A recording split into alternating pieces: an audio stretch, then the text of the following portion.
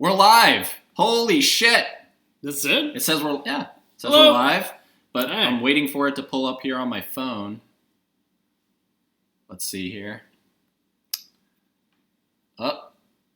Yep, we're still. I think we're good. Sorry guys, just bear with us. We're trying to figure this out. Because it's not pulling up on my phone here. I just want to make sure that we are indeed live. It says live now. Okay. We're live! Oh, okay. Holy shit! Oh, man. That's it? All right, so we are live. How are you doing? So we're going to let some people roll in because we did say that 1 p.m. Yep. is the time, and we're going to see if the live chat pops up over here. So if you're watching right now, let us know. Can you hear us? Is everything sounding okay? Yeah. Does it look okay? Type away in the chat room, whoever's watching. There we go. Hello. The hey Eddie, I have Rectangles. arrived. Oliver, what's going on? Hello. Yep. I'm just gonna call you Tamworth because I don't know how to say what else you have there. What's going on? Halloran 1. What's going on? Perfect. Can everybody hear us? Are we okay sounding? Yeah. Let us know. Kind if of on we're one okay. mic, so. Yeah. And we're just gonna let some more people roll in here. And I'm wondering what's the best way to go about, because I don't want to see us. There we go. Yeah. Perfect. Yep, all good. Evening, gents. Nice. Tamworth. Yeah, the sound and picture quality is good. Yeah, let me know if it goes bad because my internet can kind of be spotty sometimes, so. Perfect. Yeah. All is good. Thank you. Awesome. Alrighty, guys. So, yeah, we are going to be talking about Terminator Dark Fate, and I wanted to bring somebody in here. Hello. This Hi, is Eddie. Jarrett. I'm Jarrett. Nice to meet you. You guys probably guess. saw the video a couple videos back where it was the quick thought and spoiler-free video. Mhm. He was in there, and we saw the film on Thursday. Was it Thursday? It was Halloween. Man, it feels like it was just like a day ago. It was Halloween. Yeah, we saw it on That's Halloween. right, it was on Halloween. And I actually saw it again over the weekend. So I've seen this film twice. So what we're going to do, I think the way that we should structure this is we're going to start this off without spoilers for anybody who wants to watch this maybe after the fact. Okay. Because I assume everybody in the chat room has already seen the film. Let us know that you've seen the film. And I know Oliver has, but I'm not sure about anybody else. But we're going to start off spoiler-free, and then we'll tell you guys when we're going to start talking about spoilers, and then you guys can either, stay around or go check the film out first. So, yeah, in the video, we said that Jarrett liked it, and I didn't like it. So we'll start with the pros. So we'll start with you because you actually liked it. I did. I thought it was a good for an action movie. I don't think it was, like we said, I don't think it was up to like the first two as far as quality, but like as far as the action goes, I was really drawn in, especially in the first like 20 minutes or so with the cool fight scene. It was just really good with the robot and the cyborg kind of fighting stuff that was going on. And I thought that there were some really cool character arcs going through it. I thought that the focus more on the characters was a good touch on it. And, we brought up Last Jedi, before we were talking about this and Linda Hamilton, and stuff. But, unlike where Luke becomes like a curmudgeon in The Last Jedi, like it makes sense for Linda Hamilton's character to like go in the direction that she goes in. So I liked a lot of the interactions. I thought that most of the dialogue was pretty good, and I thought the action was on point for the most part. CGI, I thought for the most part was pretty good. I know you had some problems with it. I definitely had some problems with it at points too. Okay. But I thought for the most part the CGI was also very, very well done. Sure. And I think they blended a lot of practical stuff, which I know you like, with CGI stuff too. So I thought that was also nice. And Arnie kills it, obviously. Like he steals the whole show, like he always does. So yeah. So I say yes to the CGI being okay. Yeah. If it's not in a film called Terminator. So where do I begin? Spoiler free. I didn't like the film because the visual aesthetic is a big part for me. When you look at T1 and you look at T2, 90% of that film is practical. Right. And you have 10% that's CGI. And really, in the first film, it's all practical. Right. Like that's just how they had to do it. Right. Exactly. And then you get to T2, and that's the beginning of CGI. Because he's like turning into the big metal guy or whatever. All of that is CGI. Yeah. Doing that, so. The T1000. Yeah. So that's okay. But 90% of T2 is practical. So example, when they jump the truck over the bridge into the canal. Right. Yeah. They literally did. Yeah. They jumped a truck into a canal. That's pretty cool. And not saying that Dark Fate didn't do stuff. So like, remember the scene where they're being chased by what the hell kind of a truck was that? Where it had like the front end of it had like something that can scoop stuff so that when cars hit it. I don't know what it's called, but that was really cool. You know what I'm talking about? Yeah. But if you watched, the CGI looked like something from a TV series. It did. DB videos. It really did. But like, perfect example, behind the scenes, when they were doing that scene where the cars were like hitting it and bouncing off of it, that front end of it is CGI. Oh, really? They had a contraption that they put on the front of a truck that would make cars. So they really had cars going like this. Yeah. But the front end of it was digitally replaced. That's really weird. And why would they do that? I'm not sure. Well, because you really start to think of like the what am I trying to think? The logistics of what's going on. That's Gershom right there. Gotcha. Texan Projects. Ah, Gershom. Yes, right. The legend himself. There we go. Yes, I've been talking about your Gershom to Jared. Anytime him and I are at work, he's always like, "So what's Reese Wetzel think? What's Reese Wetzel? How's he doing? Yeah, what's he think of the movie? You like it? Yeah, but no, like, so what I was trying to say is like the logistics of that scene wouldn't necessarily play out that way, so they had to That's really weird. Because like I feel like with a truck that big and with just if you use some like lighter cars or something like that, you could easily just use a truck to like boot them out of the way. Yeah. And I thought that's what they had been doing, but apparently not. No, they actually did the cars, but they digitally replaced it. So that's my issue. It's like it's like stuff like that where they'll be doing stuff practically. Yeah. They'll be doing stuff practically. Yeah. But they put a CGI kind of like filter over the entire thing. Interesting. Okay. And to me, that takes away from the experience because I'm looking at something and I'm like, this looks fake. I definitely agree with you on some point. Like I said, I don't think the CGI was 100% well done. There were some points where it was like that kind of weird, like blurry. I don't know how to. It's almost like an anime. Like, have you ever watched animes where they do like the shadow steps or something? And it's like and they kind of like just float across the screen. Like I've noticed a few of those in there, especially when like. What was the name of the main, the new Terminator lady? Like, she's not a Terminator, but she's I can't remember anyone's name. Oh, sorry, her name was Grace. Yes. Yeah. Especially with a lot of hers. Yeah. I noticed like that kind of blurry, weird movement and stuff. That took me out a little bit. And basically, well, I don't know if I can say that, so that might be spoilery, so I'll leave that one later. But one specific long section of Z, and I was like, I did not like any of the stuff that went in it, but for the most part, I really did like I thought it was pretty decently done. Yeah. Okay. Yeah. We're gonna try to keep our eyes on the comments here. So we have Oliver Mercer. I absolutely agree with Jarrett. You can never beat T1 and T2, but for what it's worth, it's definitely an interesting direction it went into. Agreed. I loved everyone's performance. Very powerful from Linda. Extremely agreed. I think Linda did an amazing job in that. Yeah.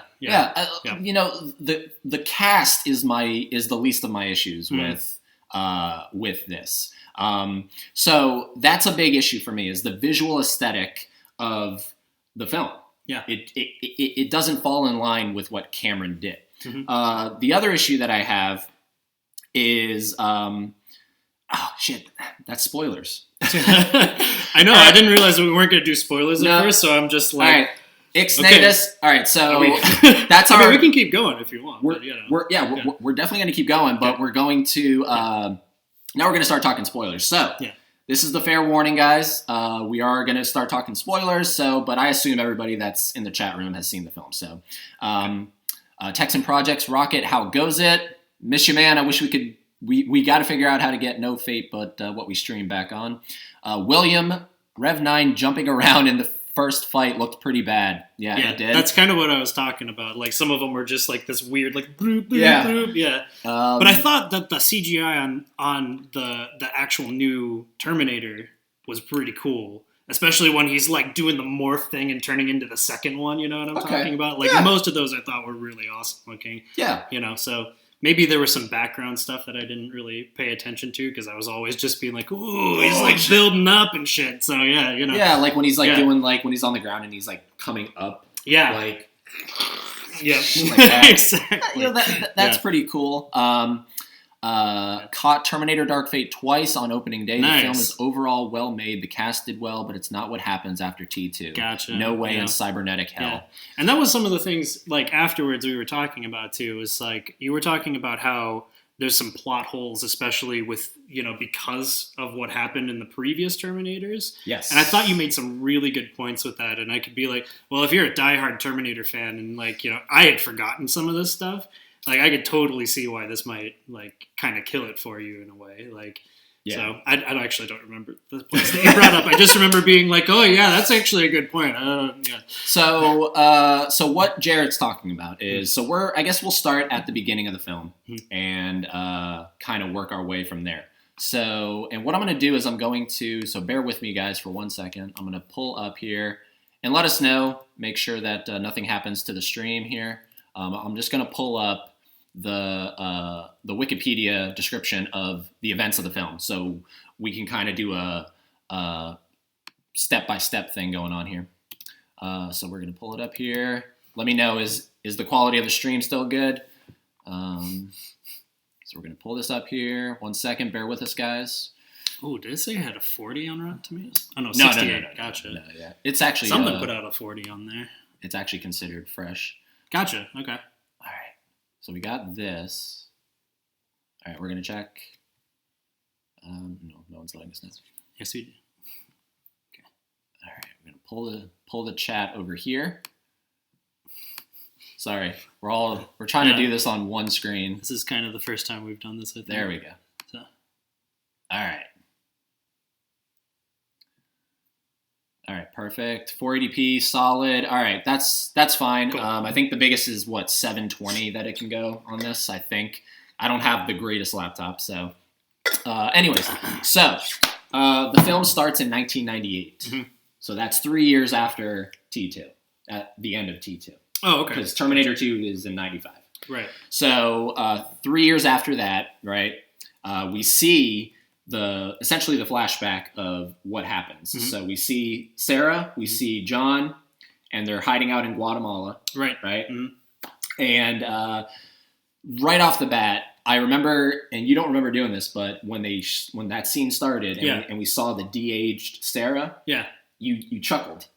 I don't remember. You don't remember doing this. I don't remember chuckling about it, but yeah. Okay. But I agree with you because as impressive as that stuff is nowadays, it's still the uncanny valley where I look at that and I go, maybe I might just be desensitized to it, honestly. It might just be how I am. That's not actually happening. You know what I mean? Yeah. This is not happening. I mean, she's probably there. They probably just smooth things. I don't know how those work. I think they just do like motion capture on her face. Gotcha. And then they put it on like a body double and then they de-age it. Yeah, that makes sense. Yeah. But that gripe aside, let's just talk about the scene. So Sarah is sitting, right? John is at the bar getting a drink. And lo and behold, here comes the T-800, right? Arnold. Okay. In like a tan shirt this time, like he's not wearing his leather, right? Yeah. Which makes sense because he's in Guatemala. Blending in, He's in Guatemala. A little bit weird, yeah. Can you imagine if he was like in a... Like if he was in his Terminator 2 get up in Guatemala. I have no idea the Terminator just could sweat. That's really weird. So, yeah, it'd be on the odd. beach. Yeah. That'd be funny. But he walks up. Yeah. John turns around. He has this look of like, oh shit. And lo and behold, he's blown away. He gets shotgunned. Yeah. Sarah runs over. She tries to stop him. Yep. He pulls her back. Almost looks like he breaks her neck in a way. Yeah, almost and then like flips her by her hair. Yeah, which that was pretty brutal, honestly. And then he puts another bullet into him just to make sure. Yep. And so the issue that I have with this scene, and this is going to be controversial to people in the chat room that are like, this is John Connor's story. I don't believe that the Terminator films 1 and 2 are John's story. It's Sarah's story. Oh yeah, for sure. For sure, right? Yeah, I completely. I think everybody can we all agree that the first 2 movies. Well, I think that's what they were trying to do with all of the ones that came after, not prior to this one, was after this, is like the slow transition over to John's story, because that's what I think it was supposed to go, right? Yeah, well, yeah. But yeah, I don't know. Because in Rise of the Machines, they kill Sarah off screen. Oh, do they? Okay. We don't even see her die. Gotcha. It's just mentioned that she died from leukemia. Okay. So yeah, like 3, 4, and even 5 do center heavily around John Connor. Sure. So the film had a dilemma because, and this is what I was telling you about the behind the scenes, it was James Cameron's idea to kill John Connor in the first minute. Oh, really? This is a quote from James Cameron. Cool. He said, we need to kill John in the first minute. Okay. Did you guys know that? It was in an article. He was apparently phoning in from the Avatar set in New Zealand. Oh, and he nice. was talking to somebody. Yeah. And he said that. He said, it was my idea to kill John in the first minute. Okay. Now my issue with this is not the fact that they killed John. I think that's a brave and ballsy move that they axed him. Okay. So what's your problem with that? My problem is how they axed him. In the first minute? Yeah. We spent Why not? this is why. We spent arguably the greatest action film of all time with John Connor. Terminator 2 is considered probably the greatest action film of all time. Okay. And we spent that entire thing, even though it's not his story, right? We spent all that time with him. Okay. Now in the beginning of this, which is supposed to be the direct sequel, he's literally at a bar, he turns around and he gets a shotgun in his face. Okay. Yeah. That's a disservice to the character. You don't think so? I I see where you're coming from for sure, but I don't think that John Connor himself. So I want to look at this more from like a marketing standpoint in a way. Okay. And I know it's going to sound bad, but like, so the draw of the movies have always been this interplay between Sarah and the Terminator, which is Arnold, right? Mm-hmm. And even though, T2 is great, and John's, relationship with Arnold is great as well, I don't think that he would have the drawing power in a new movie that those two would have, because those two are the ones that everyone is like, this is what Terminator is, and these are the, so Sarah Connor coming back makes a lot of sense, but John Connor is old now. You know what I mean? Are you talking about like the real John Connor? He's old now, and no one's going to recognize him. That's what I'm saying. So it's like, or at least not recognize him as John as much. So from like, that makes a lot of sense. Plus they've already tried to do that, they've already tried to make John's story. So this is like it's like there's a branching pathway of like timelines, right? Mm-hmm. And maybe like this is the old timeline now, and then this is another new timeline or something that's going on where John actually just dies, and so it's like everything's put off to the end or whatever. I don't know what I'm saying. So No. Yeah. No. You understand what I'm talking about? I get what you're saying because it was during San Diego Comic-Con. You guys probably remember this in the chat room. James Cameron introduced the film. Okay. And he was like, Arnold's back, Linda's back, Eddie Furlong is back. And that sent people yeah. who were like, oh my God, Edward Furlong's back. Oh, okay. And guys, I don't want to toot my own horn here, but you guys know, if you listen to the podcast, I had an episode dedicated to this where I said there is no way in hell we are going to see an adult John Connor show up in this film. Norman Reedus would have been a good adult John Connor. Yeah, he would have. You know what I mean? There's no way Edward Furlong today is going to be in this film. And people were like telling me, no, he is. Yeah. Cameron just confirmed it. And I said, listen to the way he announced it. He said Eddie Furlong. On set during Terminator 2 when they were filming it. Yeah. He was like, 10, 11? So they referred to him as Eddie Furlong. Eddie. Yeah. Nowadays, he's referred to as Edward Furlong. Gotcha. James Cameron said Eddie Furlong's back. So instantly that meant to me that we're going to see a young John Connor. So the reason that Edward Furlong wouldn't be a good portrayal today is because of his history. He's been addicted to drugs. He went through a real bad time in his life, and he has bounced back incredibly well. But you can still see it, like when he talks. And I met him in person in Orlando. Yeah. When he talks, his motions and everything, you can still see residual side effects of these drugs that he took. So to cast him as John Connor in a major role, I think would have been a bad choice because, that's not John Connor. Yeah. To see him now would be like, this is John Connor. So again, my issue is not the fact that they killed John. Ballsy move, go ahead. Do whatever you want to do. But the way that they just killed him that quickly. Yeah, maybe they could have done it alluded to it and then have it be flashbacks with Sarah or something like that throughout the movie.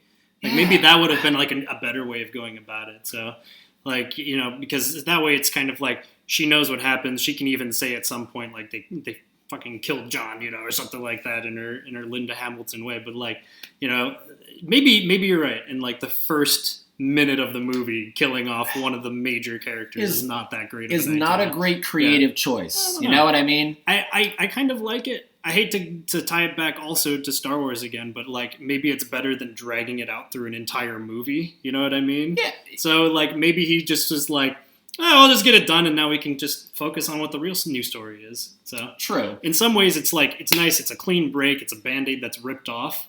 But in some ways, it's also it's pretty abrasive. Yeah. So I could totally see that. It is. Yeah. Danny, but Edward is listed in Dark Fate on IMDb. He is. He's if you watch the credits at the end of the film, he's actually credited as John Connor reference. And what that means is they brought Edward Furlong to the set probably for a day, and they did the motion capture of his face. And Tim Miller said that they even had a couple lines for him. So he probably recorded dialogue. Yeah. But I think ultimately Tim Miller cut that dialogue because he wanted the scene to be quick. Gotcha. Yeah. And again, it's a creative choice I don't agree with. I think it's a true disservice to a character that we spent the greatest action movie of all time with.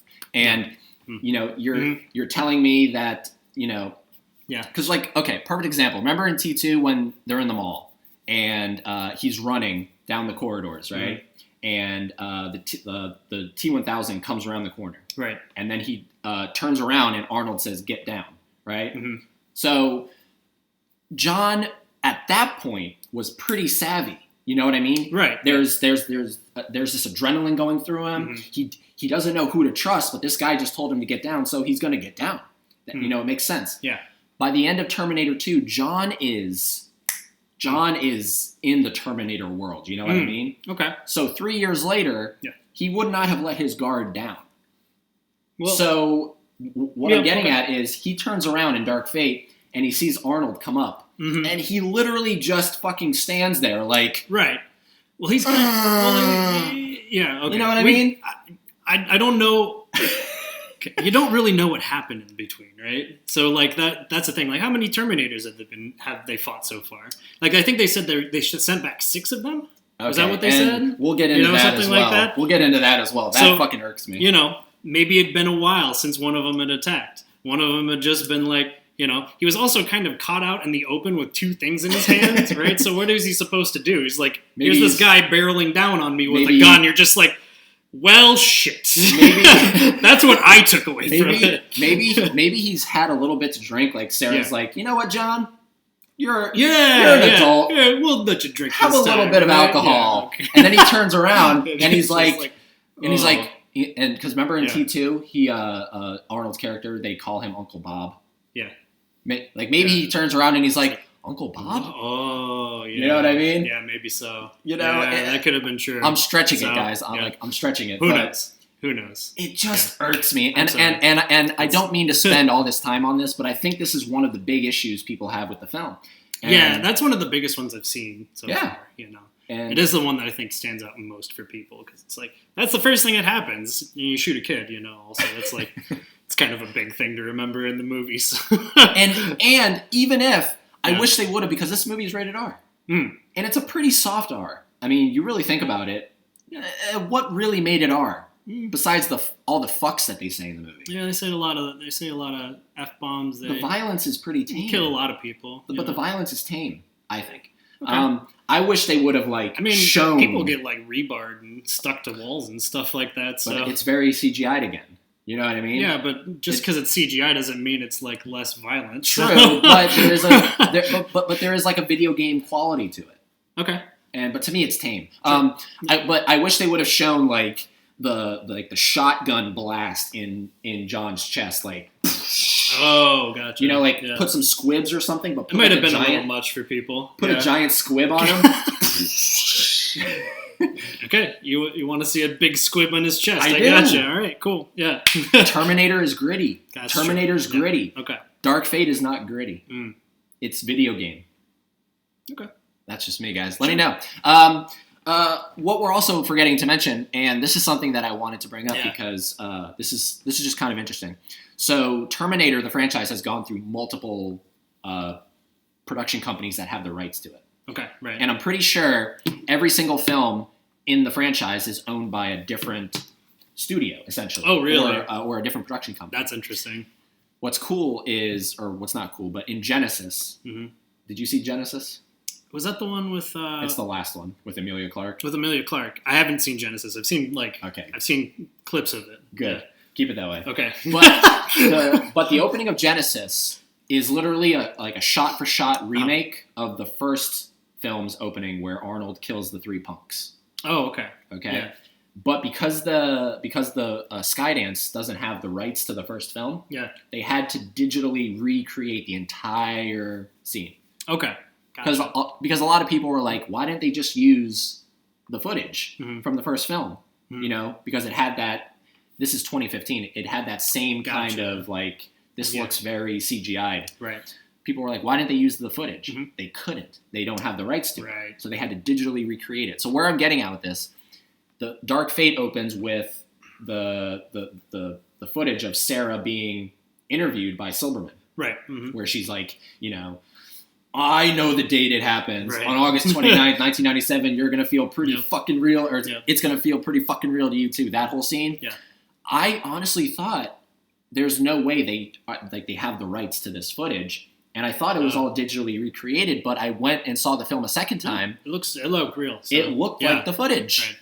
So let me know, guys. How did they get the rights to that?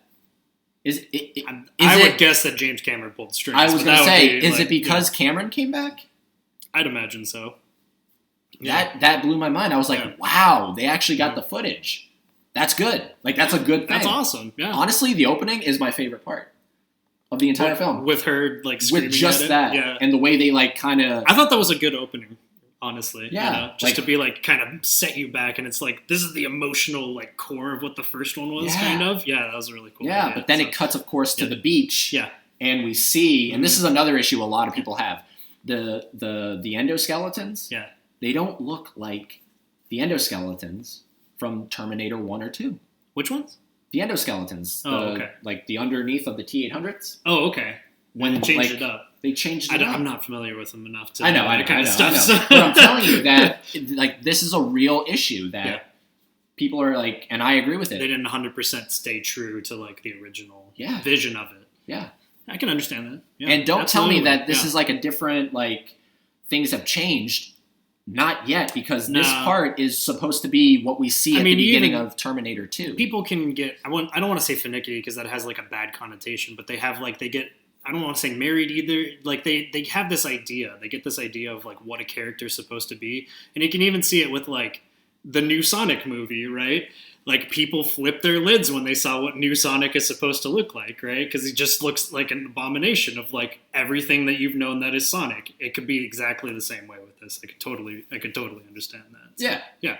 It's people that literally live and breathe this stuff like me. Right. Yeah. We look at it and we go, that doesn't look like it. Yeah. That doesn't look like it. And it's not even the fact that it's CGI. Mm-hmm. It's the fact that it just visually does not look like the endoskeletons. Right. So anyways, guys, before we keep going here, we want to definitely address some of the comments here. Let me close this. There we go. Let's see here. Let's kind of go back here. Sorry, guys. We definitely want to keep this. Damn, a lot of comments. All right. Tamworth, I liked it apart from the first scene. Okay. Danny Brooks, Dr. Silverman, I think it's Silverman, but wasn't mentioned at the T2 last flashback. I think that's what you mean. Yeah, okay, so he corrects himself, Silverman. They should have used John from T2 3D, not the little kid version. Okay, that would have been interesting. I don't think I've seen that. You haven't seen that one, the Universal They did a 3D. Studios. Oh, gotcha. Yeah. No, we didn't get to because it was closed when we went there. Yeah. But okay. That's Edward Furlong as well, but he's a little older. I kind of like that idea. Yeah. I kind of like that idea. I like it. Oliver Mercer, I feel John's future self does still live on because as he sent Kyle Reese and his T-800 back for its original timeline missions, he still carried out his life in that respected time. True. Yeah. Sure. I mean, if that's the way you want to do it. Danny, boo James Cameron. Yeah, nobody's perfect, right? He's still a genius, though. I read about it today. Okay, yep. It's the Connor story, says Gershom. John's death was on Cameron's mind in 2003, which is odd given how offended he was with the deaths of Hicks, Newt, and Bishop in Alien 3. Yeah, that's what everyone's saying it is. They pulled it in Alien 3. Okay. TheBeast.com, I love that. They should have made Norman Reed. Oh, yeah, you read that. You read that. No, he was too busy doing Death Stranding stuff at the time. I don't think he would have been able to. No, they tried to make John's story without Sarah. Now they've swung the other way. Sarah without John. Yeah, true. Yep. Texan. Eddie, you're right. James Cameron is very careful about what he says. One has to learn to hear what he doesn't say, and you heard. Well done. Thanks, man. I appreciate that. Yeah, it's just, I don't know. It instantly stuck out to me. Agreed, the Connors would not have assumed they were safe, ever. T-1000 was a total surprise. Who knows how many other Terminators Skynet has sent? Exactly. They wouldn't just be, you know what I mean? Well, also, when was the actual event supposed to take place in Universe? What event? When Skynet was supposed to take over. Okay, so according to Terminator 2's mythology... She said 1997, right? It's 97. So this is a year after that also. Correct. This is 98. Yeah. When all of this, when it all should have happened. Yeah. So it should have happened a year prior to that. And they averted it. So maybe they are letting their guard down kind of thing. I see what you're saying. So I see what you're saying, but I'm just throwing it out. I don't know, right? But I'm just throwing it out there. It makes sense. Yeah. You can really look at it as going either way. Yes, it makes sense that they would be like, okay, we stopped it. There's no more of these things. Right. But on the other hand, Sarah was also very, very strict about her stuff. So it's true. And I think the trauma between the both of them, they would be like, you can't let that go. And the second you see an Arnold guy, you wouldn't necessarily assume that it's good. True. If I was John, I would have dropped those drinks. I don't know if he has two. I would have been like, I would have ran so fucking fast. Oh yeah. Anyways, let's see here. Silberman was cut. Yeah. The Endos. Yes, the Endos. Danny Brooks, I know. What the hell? I think they make them look too clean. In T2, they look dirty and gritty. That's one of the issues. Interesting. And of course, the other issue is they're practical in Terminator 2. They built them. Yeah. They built them. And these ones, they built in a computer. Right. So anyways, we're going to get off that gripe there. 22 years later, an advanced model, the Rev 9, is sent back to Mexico City. So, okay, what did you think about the whole film? Not the whole film, but a big majority of the film now taking place in Mexico City. Did you like that? I thought it was fine. Did you have any issues with it? Well, I mean, it makes sense that you could send a Terminator anywhere, right? Yeah. You can send it back in time anywhere. So in another city, that's totally okay with me. Yeah. I mean, specifically Mexico City, no problems with it. I thought that a lot of the shots were cool, especially through the apartment buildings and I don't know. I didn't really have any gripes with it. So how about you? Well, the reason I asked is because the first two films definitely flirt with the idea that, because at the end of the first film, she's kind of in the desert, and she drives off and she has that little interaction with the two guys that speak Spanish. Right. There's always been, and then in T2, she goes to Enrique to get the guns. So there's always been a Spanish kind of flavor to the films. Gotcha. So it's cool that I definitely liked that that it took place in Mexico. What do you think about Danny being the new, essentially, John Connor? I think she did a good job with what she was given. I don't think her part was specifically the strongest written in all of it, but I did enjoy watching her get stronger throughout the film. I thought that her wanting to, spoiler for the end, take a stand and stuff like that was really cool. And, the way that she's kind of learning to trust herself in improv was also really neat. But I mean, I think that John Connor had a little bit more character, you know what I mean? Whereas Dani was kind of just like dragged along for most of it and then kind of found herself just at the end instead. So that was my takeaway. Okay. Yeah. I don't have an issue with Natalia, who played her. I thought she did pretty good. I have an issue with because remember they give us like her and Grace meet each other, right? So Grace is the protector. Yeah. But she meets her in the future. She meets her when she's still a kid. Right. And we see Dani as this like she has braids in her hair, so she looks a little more badass. Right. I just have an issue. I don't have an issue with a woman being the new leader of the resistance. Right.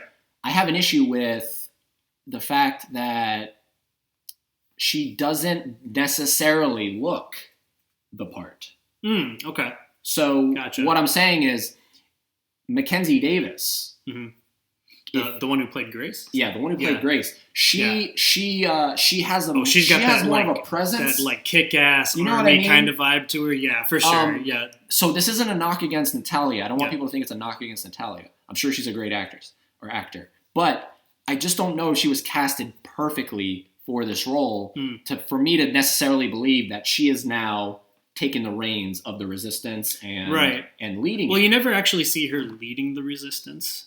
So that's a thing also. Like you just see her like being the scrappy kid that's like, I'm going to, kick these guys' ass because they're picking on a little kid, Like that's what you see from her throughout the movie. Yeah. And then the only other time you see her in the future is when she's, being dragged into a bunker and she's like knocked out or whatever, right? So you never actually see her lead. So maybe in future movies, it was the idea of like, it's going to be this slow evolution and you're going to see her like become, this big leader. Again, that's just speculation, but like, I can see where you're coming from though. For sure, Grace was like, definitely, holy crap. She was so good as that character. She was so good as she was. She was. I was blown away by her performance. I got to be honest. So. It's a wonderful physical performance, like the way she carries herself. Yeah, absolutely. And I actually yesterday I recorded with Ben Bateman. He's it's a show on Popcorn Talk Network. Okay. It's called Action Movie Anatomy, and I think tomorrow is when they're doing their episode on Terminator Dark Fate. Oh, and cool. And he asked me to come on tomorrow live, and I can't tomorrow, but we pre-recorded. Yeah. And I told him that there's a segment on the show that they call Fist Pump moment. Like a fist pump moment where you're like, fuck yeah. And I told him that my fist pump moment is every time she's swinging that chain. Oh, the chain part was so cool. Oh my God, that was my favorite part of the movie. Yeah. Where she just like, and you were like, man, you could hear it. And it's like, so satisfying. The best part of the movie for sure. And I also think that they killed the Terminators in really cool ways too. Like everyone, and I thought this one was really sick. Like watching them grind down and stuff, and that whole scene was all, like totally worth it. I think in my book. I enjoyed it. Yeah. I enjoyed it. Yeah. It's definitely one of the better parts to the film. Yeah. So that's what's going on there. Here's an issue that I had. Right. It makes sense because remember when Grace arrives, her like time bubble kind of appears in between the bridge. Yeah. And then she falls. Right. That makes sense because in the first film, Kyle does the same thing. He falls from the sky. Right. Yep. The issue I have is with the Rev 9. He does the same thing. His appears in the middle of that courtyard with all the clothes. Yeah. He falls. He falls. Right. Every other time a Terminator hasn't been on the ground. It's always on the ground. Oh, okay. Interesting. I mean, it's always on the ground. We never saw the T-1000 arrive in Terminator 2. Sure. But we have to assume that he probably came on the ground. That sounds weird. But you know what I mean? You know what I mean? I do, yeah. You know what I mean? I have no comments on that. It's a weird choice. I've never noticed that before. It's a weird choice. Maybe they just didn't think about it. I don't know. Like, is that supposed to be a thing? I didn't even realize it. Maybe that's the issue with most of this film. They didn't think about it. Okay, maybe. But it's stuff like that. Like, did anyone else notice that the Rev 9 falls from the sky? I I mean, I knew he fell from the sky. I just didn't realize that it had any significance. I don't know. To me, it's a gripe. Yeah. To me, it's a gripe. What about you guys in the chat room? I think they just wanted to watch all of the clothes explode. That was when weird. they hit the ground, you know? Because I like the idea that it's like the clothes freeze. Yeah. And then they fall and they shatter. Yeah. But fuck, dude, I hate saying this and really harping on this. Why? Why in 2019, almost 2020, do computer-generated effects still look shitty? Those did not look like genuine clothes falling. Sorry if it's been and like they look like a damn video game effect. Why? I don't know. I didn't even notice. I thought they looked fine, honestly. No. Yeah, I thought they looked fine. But I don't look for that stuff either, you know? Like if it's... I don't try to go out of my way to see, oh, that's CGI or anything like that. You know, I'm not... Yeah, so, why? so, Damn but, it, so like, if it's really apparent to me, then I'll be like, yeah, that looks like shit. And, you know, it's terrible. And like I said, there were a few times in the movie where I was like, yeah, that did not look that great. Basically, all of the airplane scene, by the way, which is my least favorite of the entire movie. I hated everything on the airplane. But other than that, you know, nothing really stood out except for some of the shadow stepping. You know what's interesting about did you see the 20? Oh, fuck, I forget when it came out. But the new Mummy with Tom Cruise. I didn't. No. Okay. Yeah. Because in that film, it's not a great film, but there is a standout scene in that film which takes place in a plane. Right. And it's like a 0G scene. Right, yeah. Tom Cruise wanted to literally do this. So, well, I feel... Okay, sorry, go ahead. Yeah. So when they filmed that scene for The Mummy, they literally took a plane up in the air, and they did whatever they have to do to get you into 0G, and they filmed it. And they filmed it. Yeah. When we end this stream, I'm going to pull it up for you. Okay, You watch it. Yeah. That is how you do a scene like that. Right, yeah. Where, yes, there's some CGI going on in there to make things look more intense. Right. But they actually filmed...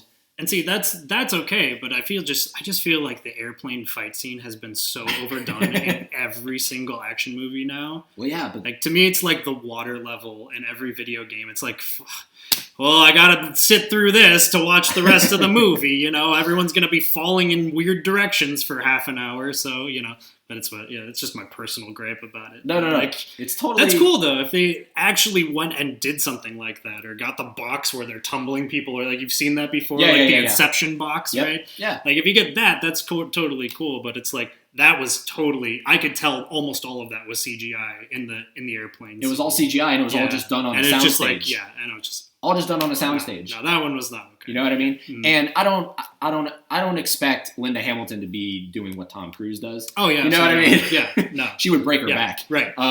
But you know, there's like the reason I brought that up is because apparently that scene with the plane. Yeah. I watched an interview with Tim Miller, who's the director. Okay. And he said that was another James Cameron idea. He was like, put it on a plane. I want a plane sequence. And Tim Miller was like, "Did you see The Mummy?"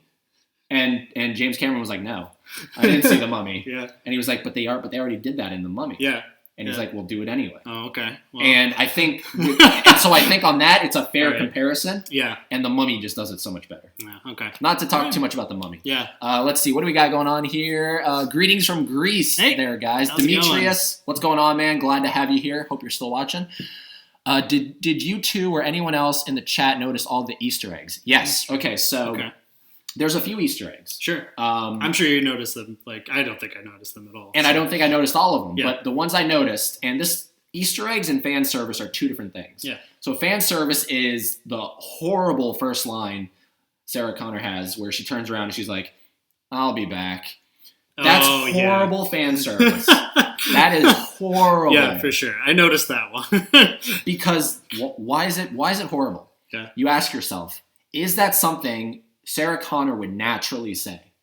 "I'll be back." Those exact three words. Yeah. Probably not. Probably not. Why did she say them? It's the franchise's iconic line. True. It's fan service. And it's horrible. Horrible fan service. Easter eggs are... Okay, so my favorite Easter egg is probably when the Rev 9 falls from the sky from that plane sequence. He lands in like a backyard with like a barbecue going on. Yeah. Uh-huh. The song that is playing in the background is the song that played in the bar of T2 when Arnold came in and took the biker's clothes. Gotcha. It's the Guitar Cadillac. Doesn't he say something similar too? Music. Nice. Doesn't he say something to like sorry about the jukebox or something? Something like that? like He that. says, Yeah. Okay, so that's also kind of a fan servicey. Gotcha. It's right. fan servicey, but it's something that I don't Right. think a lot of people picked up on. Yeah. Okay. So I call that an Easter egg. Gotcha. Where you don't necessarily realize, why do I recognize this song? Yeah. But it's the T2 song. Gotcha. Another Easter egg would be the end where they get in the car, Sarah and Danny. Yeah. They get in the car and it's a Jeep. Mm-hmm. And it's supposed to be, from my understanding, the same Jeep that Sarah drives at the end of Terminator. Oh, okay. It really closely resembles the Jeep that she had at the end of Terminator 1. Okay, cool. That's a pretty nice cool. Easter egg. I liked it. Yeah, you know? I like it. All right. Let us know if there's any other Easter eggs. Those are the two biggest ones I picked up on. Yeah. So yeah. What else do we got here? It's going up here. I don't want to miss anything. Definitely, I agree with Jarrett regarding Natalia. She did her best with what she was given. What are your thoughts to Tim Miller saying Kyle Reese wouldn't exist ever now? I think it's wrong a bit. Kyle Reese would never exist. I mean, when was he born? He had to have been born before the events of T2, right? Well, now you're getting into the whole argument and this. Like, so maybe he should. Like, Gershom. Gershom believes it's all on one timeline, and a lot of people believe this all is on one timeline. Okay. To me, I don't buy it. Yeah. It's just easier to think of it as two timelines. Yeah. Yeah. You know, you have this and now you have this. Okay. All the events of T1, T2, and Dark Fate that we see play out in present time are on this timeline. Okay. All the future stuff is here. Gotcha. So Kyle dies here at the end of Terminator. So Tim Miller saying that Kyle would never exist, I don't buy it. I think he would be born again at some point. Even though I'm sure he exists somewhere in the world. But maybe he doesn't become the super soldier. Yeah. You know, instead because, you know, whatever this, I don't even remember the name of the new... Legion? Legion, that's right, yeah. So, did they even say it, like, other than that once in the movie? They said it a couple times. Did they? Okay. Yeah, I didn't remember. But anyway, maybe he exists somewhere, but now he's just like, because he's 20 years older, you know, he got into middle management somewhere and got fat and then he got killed by... You know, he's just not super soldier. Yeah. Kyle Reese anymore. Poor Kyle. So poor Kyle. Poor Kyle. Poor Kyle. Oh, yeah, well. You know, that's something that I love about the series is it really deals with the idea of reincarnation. Does it? I think it does. Oh, okay. Because Kyle dies. Yeah. Does he come back? And does he come back as the Kyle we know, or does he come back in the way you said? Who knows? That's reincarnation, right? You got to watch the next movie to find out. There is no definitive answer. It's just it's a subtle idea that they put in your head of like, you know, there's lots of themes in Terminator, and one of them I think is reincarnation. I've never watched it through that lens, but then again, I've only watched it once with you. So maybe we could try that at some point, and you could point out what you mean more by like that. Yeah. So anyways, that's that. Thank you, Oliver. Gershom, what may come for Danny in sequels is what could have been for John with this movie, with James Cameron back at the helm. But instead, we're forced to delay one more film at least. So I'm pretty much done with Terminator at this point. Oh, really? You know what I mean? Okay. If they make another one, I'll probably see it. Yeah, but I'm not going to go in with the hopes that I went in with this film because it's going to be a continuation of this film. You know what I mean? Yeah, true. They're not going to reboot it again. Well, yeah, that'd be foolish. So it would be so dumb. Yeah. So it's going to be a continuation of this, and I'm not a fan of this film, so I'm not going to be hyped. Yeah. This film had so much potential, right? And it didn't work for me. Okay. The problem is no Stan Winston. That's one of the problems. Stan Winston. Who's Stan Winston? Yeah, Stan Winston. What? Sorry, Who's guys. Stan Winston? I don't know who Stan Winston is. He created the Endo. He created the Alien Queen. He created the really? T-Rex. Oh, wait, is he that artist guy? Yeah. Oh, I know who you're talking about. I didn't know what his name was. Okay, I know who you're talking about. He did all that stuff. Gotcha. He did the Predator. Yeah. Oh, he did the Predator? He did the Predator suit, yeah. He did everything. He did everything. Oh, okay. Yeah. Cool. He died in 2008, I believe. Oh, that's a bummer. Yeah. All right. He died in 2008, so that is one of the issues. I like Danny's character. Whoa. I don't know. Where'd it go? Oh, okay. It disappeared. But to be essentially forced to transfer everything we esteem for John Connor to someone we are not invested in at all, she's got to earn it. True. I don't know that she did. 100%. And I think that, in future movies, hopefully she'll be able to bring that through. But, she didn't as much in this one, but I think it was more for the writing than anything else, honestly. Yeah. Personally. No, William, I agree. The airplane action was way over the top, too far removed from the original Terminator type action. Yeah. Exactly. They're getting bigger and bigger, and that doesn't always work. Dashi, so disappointed in this movie. Worst in the series. Have you seen Genesis? I've heard Genesis is fucked. Yeah. It's fucked. That sucks. It's so fucked. Demetrius, I wanted to leave the theater once John Connor died. I can't believe they killed one of the most important characters in this anthology and one of our childhood heroes. Ballsy. It was ballsy. Brian goes blue. He says sorry about the shed. Okay, yeah. Oliver, I noticed the song too. It surprised me when it was playing. Yep. Demetrius, so they can push their feminist agenda with this generic Daniela Ramos. She is planets away from John. Can't believe it. At least I liked Sarah and I cried with the T-800 at the end. Totally understand that, yeah. Okay. We'll get to that. So we're going to kind of hop around here because, it's only 1:50 and you got to be done by 3. So 3-ish. 3-ish. A little bit after is fine, too. So we're not going to wrap this up just yet because I don't know. I'm having fun. Yeah, keep going. Oliver, okay, we read that. Demetrius, we read that too. Oliver, I believe Kyle Reese was born in 2003. I may be wrong, but I'm pretty sure that his life could just be set on a different path. Gotcha. So John was probably in his 40s or something like that. So Reese was like early 20s or something when he got sent back? Would that have been like that? Yeah. Around there. Gotcha. I think it's safe to say. So maybe he didn't exist at all then. Maybe just there was so much, butterfly effect shit that happened from them blowing up the, can't remember what the research place was called. Them blowing that up, and it's just rippled throughout everything, and Cal Reese doesn't even get born, Gotcha. Yeah. Sorry, just checking one thing here. It says, please check the video resolution. The current resolution is... Okay. I don't know. How do we fix that? No idea. Does it look okay? I think it says, hey, Eddie, the stream died. Didn't hear your thoughts on Kyle. Oh, okay. Is everything okay, guys? Let us know. Is everything okay? Oh, it's cool. It's back. I heard your thoughts. Okay. Okay. All right. Yeah, honestly, it's not going to be the highest quality, guys, and I hope that doesn't bother you guys. Yeah. We're just here. I love we saw the playback of you jumping. Yeah. So we're going to put that over there. We don't want to see that. All right, so what we're talking about? Where are we at here? So that's around. Yeah. I don't know. I think you're right, Oliver. I think Gershom or someone else that's really heavily into the tiny, minute details could tell you when Kyle was born. Mm-hmm. Let's see here.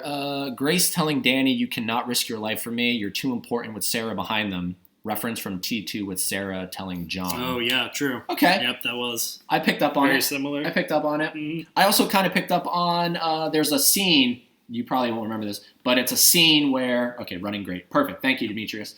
There's a scene where, remember when the Rev 9 goes to that place where they're all, they've been detained? Yeah.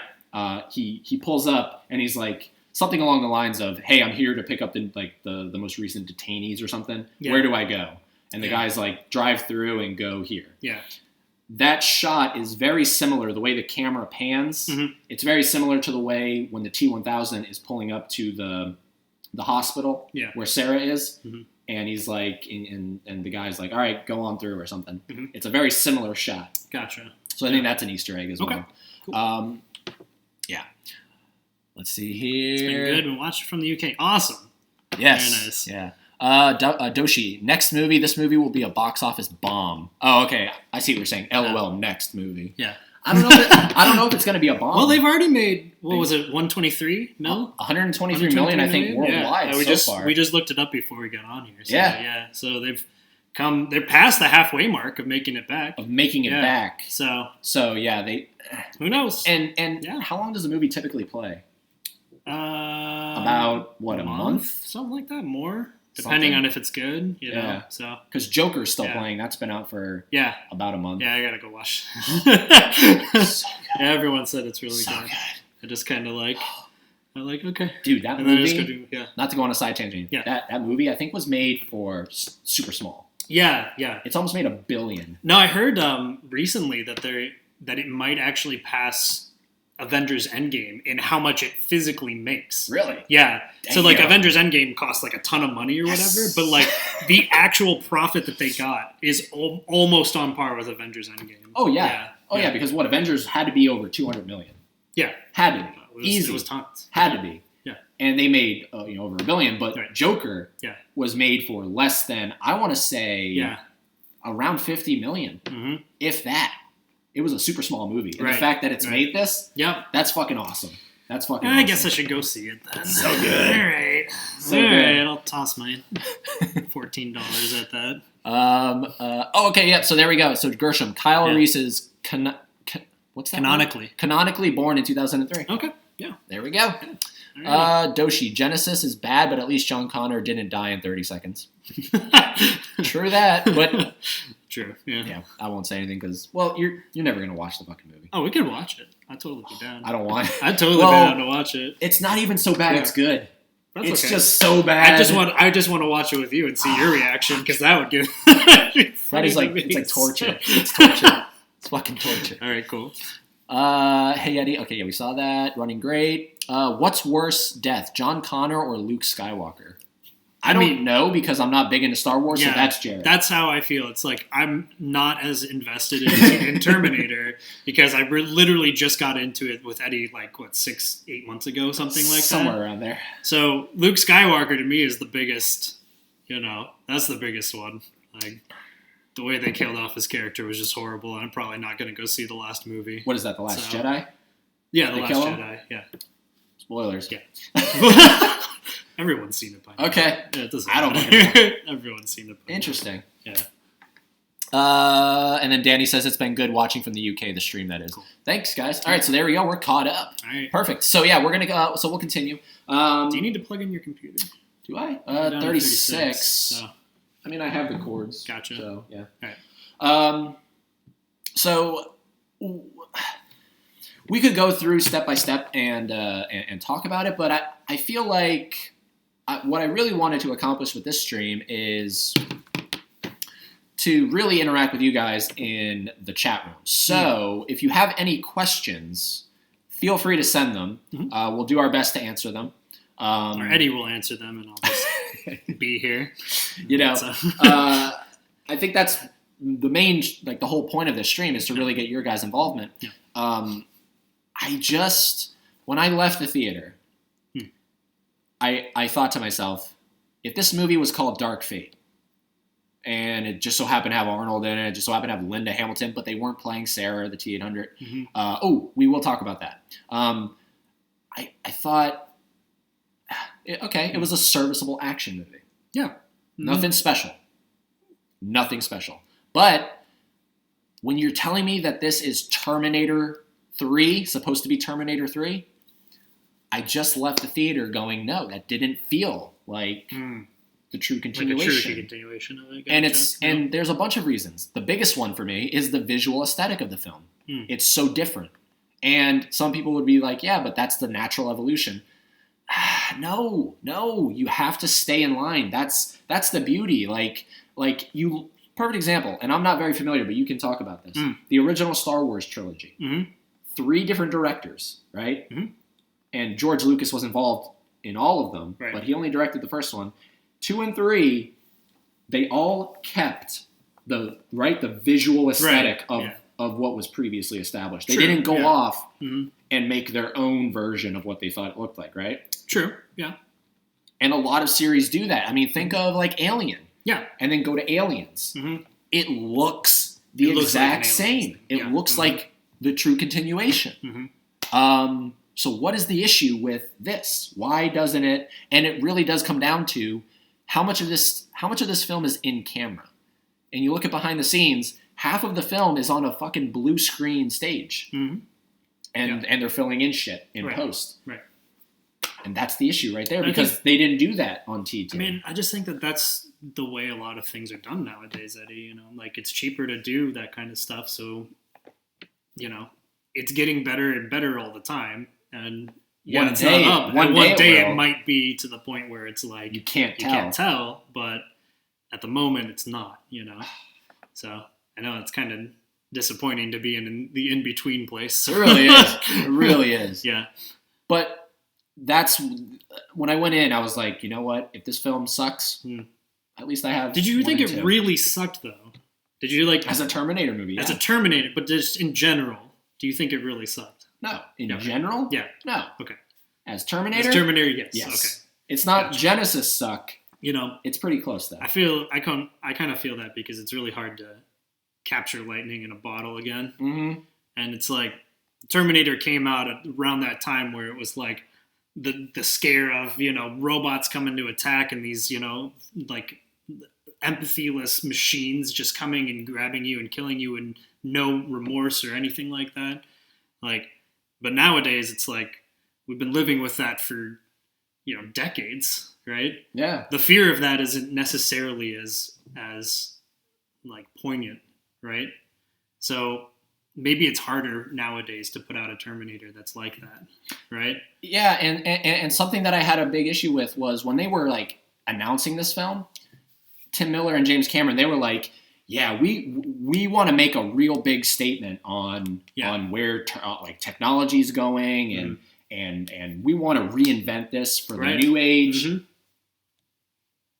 Everything I saw in this film is almost what Terminator 3 Rise of the Machines is, which Terminator 3 Rise of the Machines is almost a beat-for-beat remake of Terminator 2. Yeah. This film is almost, with a couple things changed. It's true. Yeah. It's almost a beat-for-beat remake of Terminator 2. It definitely is a reboot in that fashion, and that's been happening a lot recently with all these movies. It's like they come out, they basically tell the exact same story and they don't add too much onto it. The reason why I liked this one more than other ones like, The Force Awakens or what have you, is like they actually have this, like it's a kind of a logical continuation as far as the characters go. And that's what I was focused on is like, I thought Sarah did a great job. Her story and like the way that she would have reacted to all of these things that, like she's been fighting Terminators for years. She's been getting cryptic messages. John died. She couldn't protect him. And, I thought that was a logical progression. Seeing Arnold, being like, I learned what it is to be human. I have been trying to live a good life and be as, and do what I can now that I have my autonomy was a cool direction to take it also. You know what I mean? So from that lens, personally, I thought the movie was really good in those respects, But I can understand also a diehard Terminator fan being like, you killed off the main character.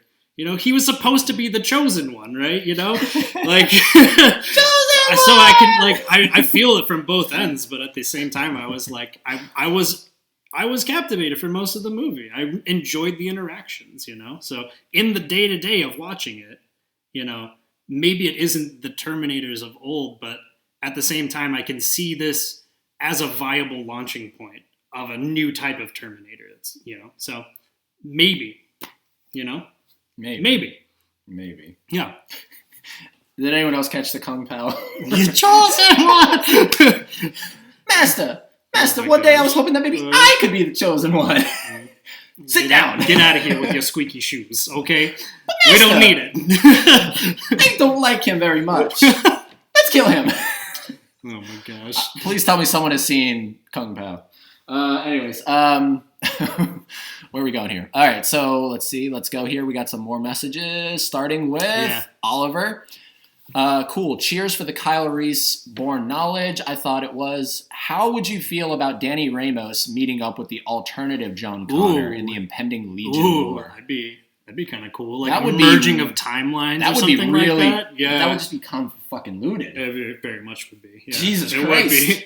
So what happens with Skynet and then Legion too? Do they start duking it out in that respect? That'd actually be kind of freaking cool. Like this tri-war of like these two AI trying to get dominance and then like the humans trying to live in between and maybe take advantage of it. Yeah. That would be kind of sick. Something that bothered me was, and again, it's not the fact that Skynet's wiped out now. Yeah. Because, that makes sense. So when Sarah's asking Grace, she's like, when are you from? Yeah. And she tells her like 2042. Yeah. And then she's like, now your turn. And she's like, I'm Sarah Connor. I prevented Skynet from happening. Right. And then Grace goes, What's Skynet? Yeah, exactly. And she's like, you've never heard of it? And she's like, no. And she's like, You're good. welcome. Yeah. Good. Yeah. I really like that. Yeah, me too. I just don't like the name of the new one. Yeah, Legion is not my favorite. Yeah, Legion? That's a little bit weird. But it has like that. It has like biblical connotation. I don't know enough. Never mind. I'm not going to go into that. No. But like you think of like, okay, Legion. Right. It might have that. Right. But Legion feels like I've heard it before. Legion sounds like a video game title. Oh, yeah, I mean, there's been lots of characters named Legion in video games. You know what I mean? Before. Yeah. I've never heard Skynet anywhere else. True. Skynet is very like, true. Yeah. You know what I mean? Mm-hmm. Very distinctive. Yeah. that is Terminator. Yeah. Okay. Legion could be anything. Yeah. You know? True. Legion could be a fucking pizza delivery service. The pizza drones You know, went like- rogue. You know, like They're coming for you. You know, like Drown you in hot cheesy goodness. Oh my god, like dude, Uber. dude, Uber. Domino should totally just take on that. We hired Legion to Yeah. deliver all of our drones for the day. You know, like Uber. Yeah. I honestly wouldn't have been Yeah. surprised if she was like, what's it called now? Uber? Oh, You know what I mean? yeah. Like, that's what the funny. fuck? Yeah. It might as well have been called Who Uber. knows? Who knows? Or shit. What does Lyft? Lyft. Gershom drives Lyft. That's what he does. Oh, does he? Yeah. Awesome Okay. job. Nice. Awesome job. He kind of makes his own hours. Let's see here. Where are we?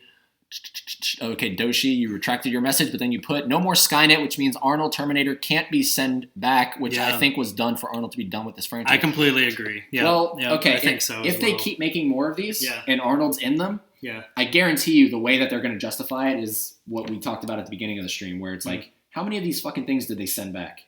Ah, right. You know what I mean? That's true. They'll yeah. pull the same exact fucking thing. Well, where, wasn't technically the Terminator was based on a real person in that universe, right? Yes. So maybe that Arnold is still, That's in the what universe somewhere. I think that would be kind of crappy because I kind of like this idea of like I was the last one that was sent back, and there's going to be no more after this. You True. know what I mean? I So, do like yeah. that. Everybody knows that's listening to the podcast. I was so gun ho for them doing him as the human prototype in this film. Oh yeah, I wish they would have. Yeah, That he would have Right. just been a human character. right. That they yeah. that they met up with and Right. got information It's from. just like Sarah almost kills him because Yeah. it's like it's the Terminator. You know what I mean? Yeah, that would have been cool. I still kind of wish they Yeah. would have went that route. But Yeah. on the Arnold thing, Mhm. okay, so he kills John at the beginning. Okay. And then he goes off. Yeah. Right. I love the notion, and this is one of Cameron's biggest contributions, this whole idea of what does a Terminator do Right. when its mission is accomplished, and it doesn't have any other orders. Right. Yeah. I Yeah. like the idea Mhm. because they can't self-terminate. That's established at the end of Terminator Right. 2 Yeah. when he's like, I cannot self-terminate. Mhm. So they have to do something. But it's funny when you start to like break it down in your head because I saw it again with my dad. Yeah. Okay. Okay. Oh, cool. And when we walked out of there, he was like, did I just see a Terminator that was married? yeah, I was yes, like, yeah, yes, you did. That's true. Yeah, A fucking that's very true. Terminator has officially been married Yeah. and Mhm. installs drapes. Yeah. Yeah. Say that a That's couple happened. times in your That head. happened. Say that a couple times in your head. That That's happened. fucking funny. It is pretty funny. But yeah. that's not what it should have been. I don't know, man. He installs drapes. That's his new purpose in life. I guess so. He's a fucking You know? robot Yeah. and he installs drapes. Just got really into feng shui in his later years. I don't know, man. What do you want from me? But to me, Yeah. to me, the fact I can't believe that those specific details Mhm. are Cameron. Yeah. I can believe the notion that he goes off and he finds a new purpose in life. Yeah. I believe he gave that to the Mhm. writers. Right. If right. James Cameron actually sat down and said drapes. he installs He drapes, installs drapes. It has to happen. then man, I really question my love for James Cameron. I think it probably would have made more sense if he was like an electrician or plumber or something like that. Yeah, probably. Or like a construction worker. He played it off really well. A construction Arnold, worker. I thought Arnold played it awesome though. He wanted to have single-colored drapes for a little girl's room. I said no way, no Butterflies. butterflies, princesses. Oh my god, that was beautiful. It was, Terminator stand-up. That's what it was. Maybe it was Arnold. Maybe it was Arnold that was like he installs drapes. That was his decision. That was his That contribution. was his contribution to it. He's like, yeah, why not? So they're like, hey, Yeah. Arnold, do you Yeah. want to add anything to this meeting? Yeah. I think you should install drapes. And I want to say butterflies. Yes. Arnold, are you... absolutely. I swear, butterflies. It's going to get them all. This will increase the box office. People will come back. Oh, my God. Oh, okay. I hope it is. I hope it was. And speaking of fan service, yeah, I really did not like when he was like, I told, like, when they're like, you know, what did you say to your wife? And he was like, you know, I told her that by you being here, she can't come back. Yeah, that was and my past has caught up with me. Yeah. And but then he says, and I won't be back. Yeah. Ah, fuck. Does this guy in every goddamn movie have to have some... It has to be in his contract. He loves doing the single liners, dude. Is that what you're talking about? Not just the single liners. Yeah. He has to say some version of "I'll be back." Yeah. I guarantee you that has to be in his contract. Yeah. This is his version of saying it. Yeah. I won't be back. It's his iconic line, dude. That's what made him famous. God fucking shit. If I was in the writer's room, I would have been like, guys, leave the fan service alone. No. Good luck with that one, Eddie. Yeah. You know, people come for that kind of stuff. They come for the nostalgia factor. I swear. Yeah, that's just like... I'm not saying it's right or wrong. I'm just saying that's what happens. I swear. I live in my own world of like, I'm so nitpicky. Oh, and it's like shit like that. It's just, it's so self-aware. It's almost Skynet. It's like, the movie is aware it's a Terminator movie, and they need to drop an "I'll be back" or, you know. Yep. I'm sorry, dude. That's what takes... I'm sorry, buddy. It's okay. It's going to be all right. I'll live, but it takes me out of the movie. Yeah, understand. You know what I mean? Yeah, no, I totally understand. Yep. I don't know. That's just me. Let's see here. So, yeah, I like the direction they took with Arnold, but I didn't like that he was a drape installer. Yeah, I can understand that. Yeah, but Genesis is bad. So very, very deplorably bad. Told you. Danny Brooks, I feel James Cameron has his heart on Avatar. Yeah, he does. Absolutely. He does. Yeah. That's his like project, his child project, you know. That's what he's always wanted to do. So I talked to multiple people from this production. Mm-hmm. Every single person told me they never saw him on set. Yeah. I mean, he wasn't in a directorial position at all. He was a producer. Yeah. You know, so he was there if they were like, James, what should we do? And then he probably came back with, it's your movie. Yeah. Do it. Yeah. You do it. You figure it out. Give you some idea. I didn't have that back in the day. Figure it out, you know? Yeah, exactly. I had to come up with that on my own. Right? Yeah.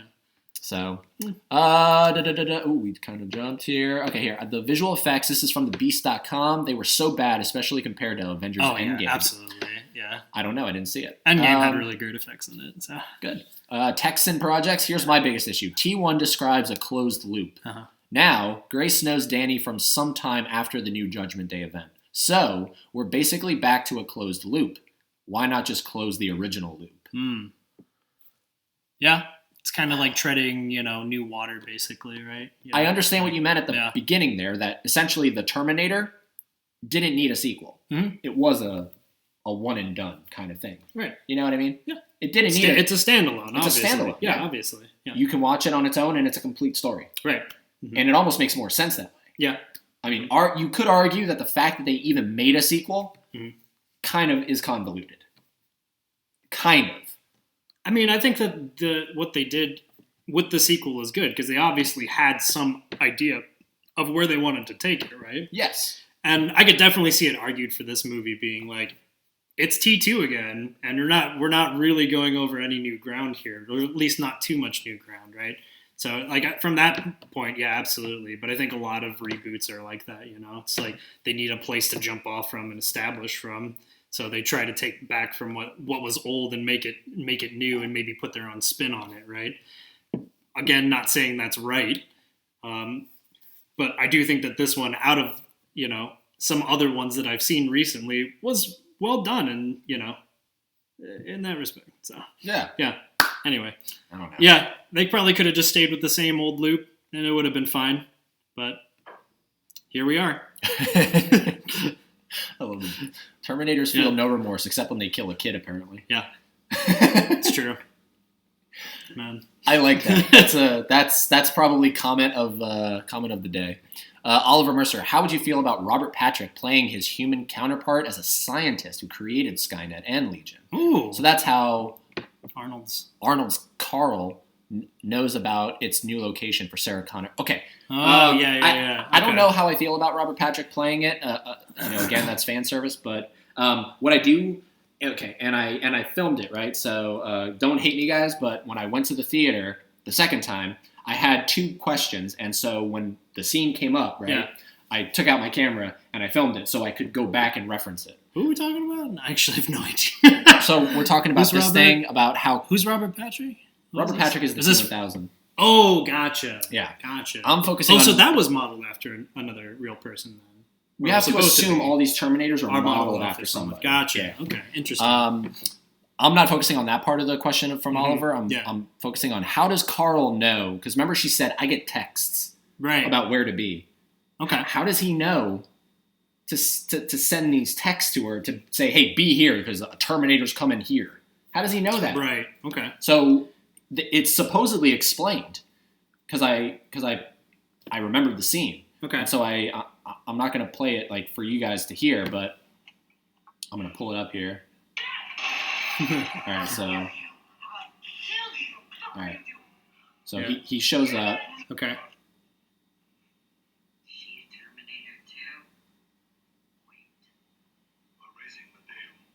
Uh-huh.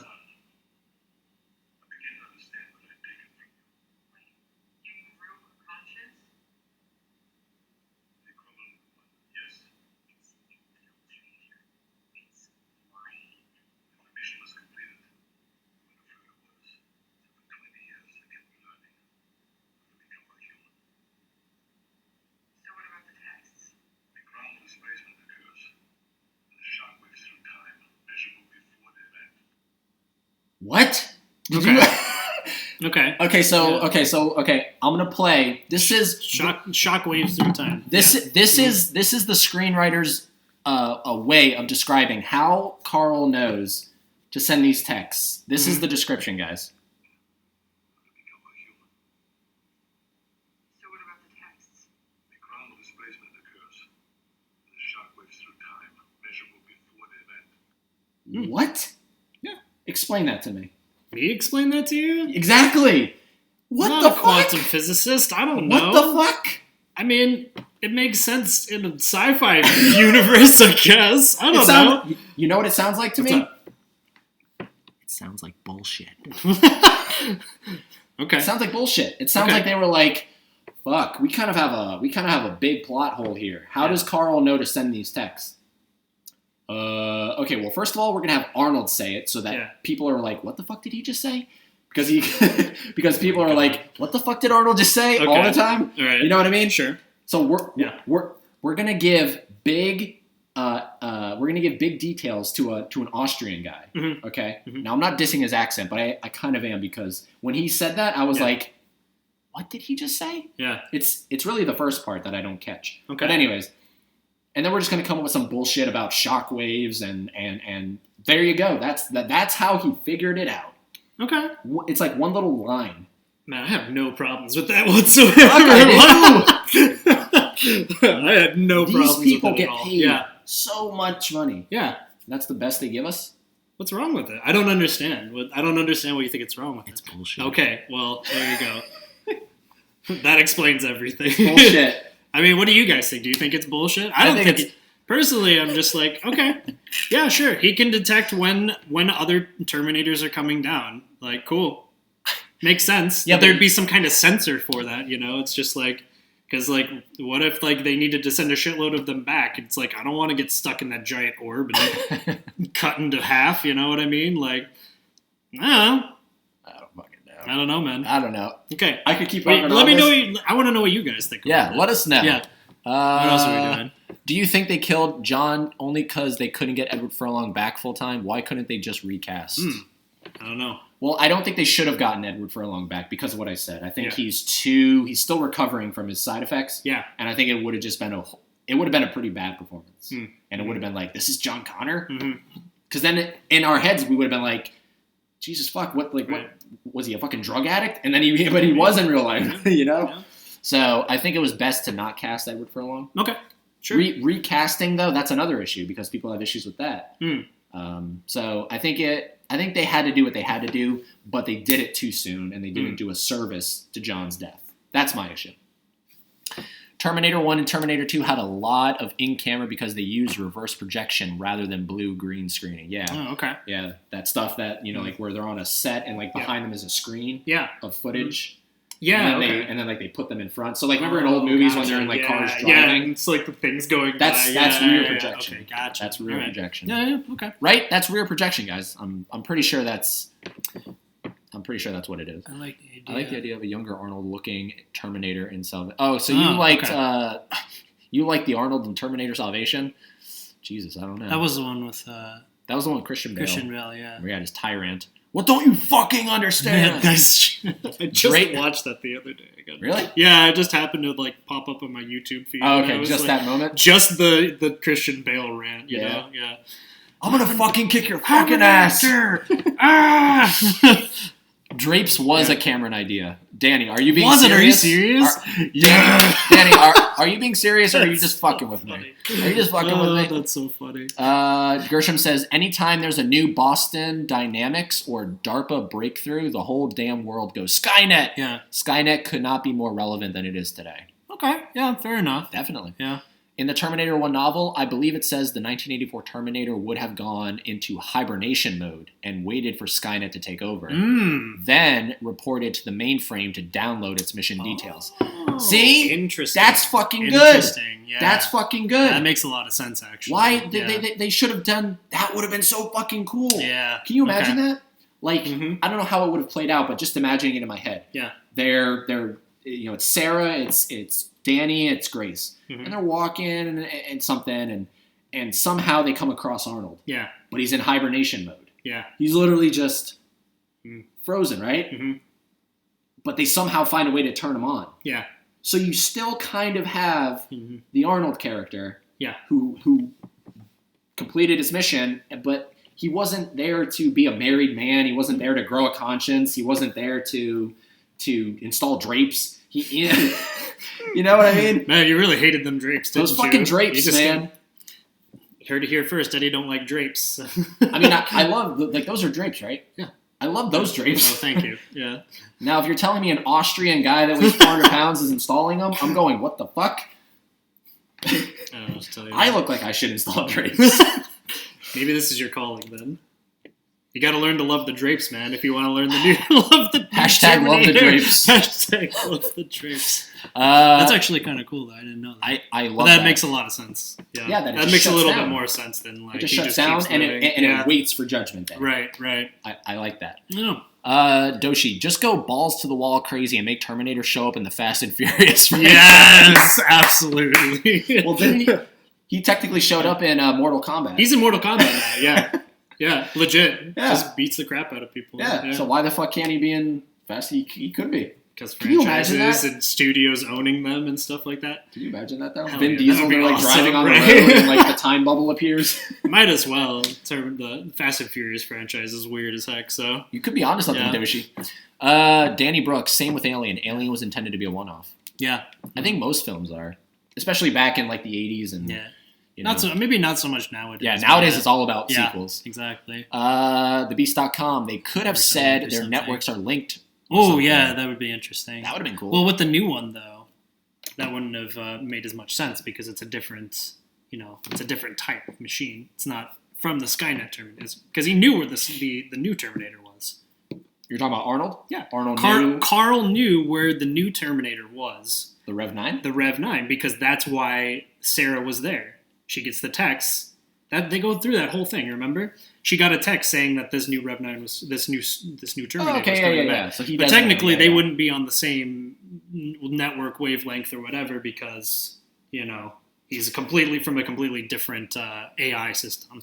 But for the most part, that probably would have made sense. You know what was so cool that I heard Tim Miller said? Yeah, and I didn't pick up on this on 2 viewings, guys. 2 viewings. Let me know if you guys saw this. Apparently, when Grace arrives on the bridge, we supposedly see in the background, Sarah driving. Oh, really? To arrive at the location. Oh, I had no idea. But the time bubble fucks her car up. Oh, really? And then that's what prevents her from getting to the Rev 9 when he arrives. Interesting. She would have been there Gotcha. when the Rev 9 arrived. What? Are you serious? I didn't pick up on the fact that Sarah's on the bridge. On the bridge going, oh my god. Getting ready That's so cool. to do it. I didn't even notice that. Yeah. Well, of course I wouldn't notice that, but that's really cool. But even I didn't notice Yeah. 2 viewers. Right. That's how subtle it is. Wow. Yeah. Wow. Apparently that happened. Okay. Ooh, Cyborgana. All right. She is Hello. she's a big Yeah. supporter. Cool. I've had her on a couple live streams. She created Nice. the Facebook group inspired by the podcast. Hey, nice to meet She's you. fucking awesome. Her real name's Morgana. Okay, but cool. she calls herself that makes sense. Cyborgana. Yeah, that makes sense. She's so fucking good. So what's going on? Glad to have you here. Let's go back up here.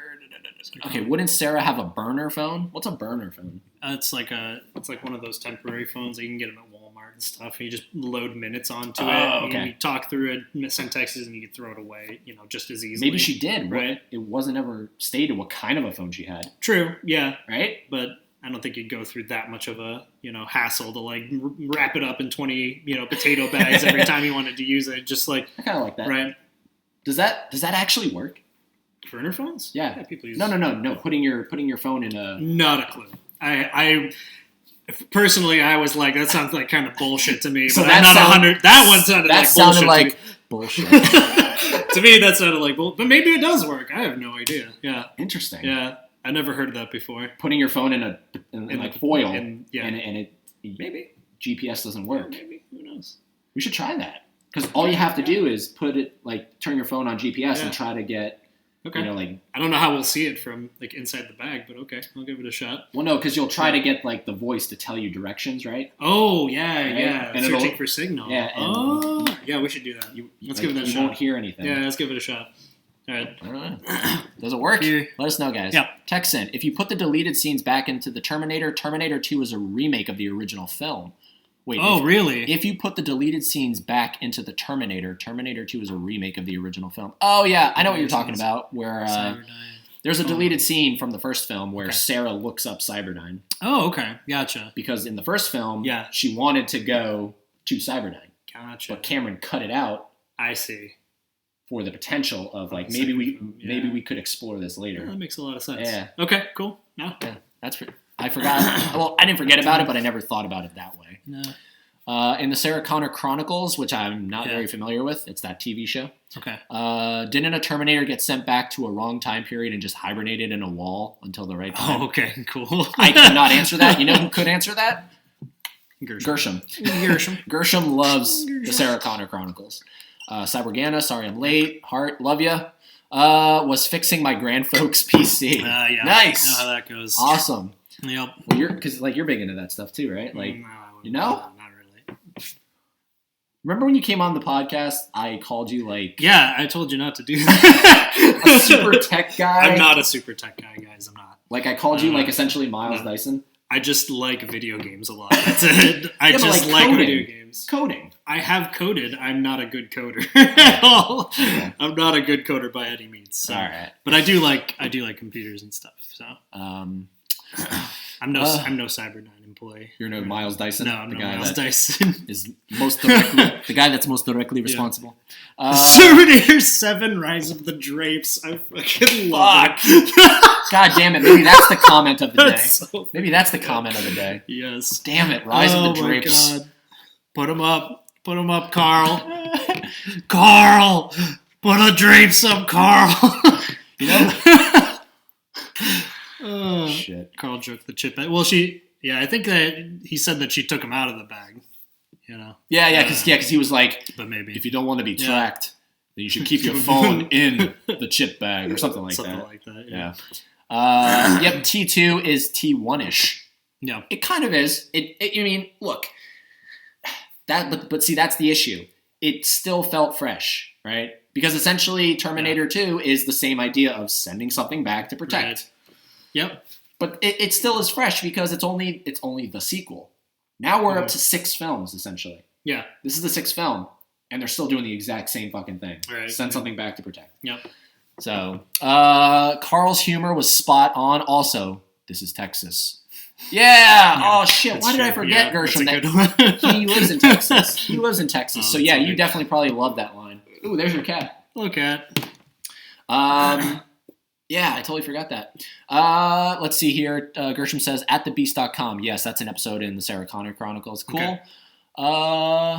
Cybergana, it's the ripple in the timeline, the T-800 detects, not the network powering the machine. Right. I still don't get it. To me, it just doesn't make any sense. I just don't get it. I mean, maybe I'm dumb. They can detect gravitational waves, right? So, like, that's a thing that can actually happen, like, in real life.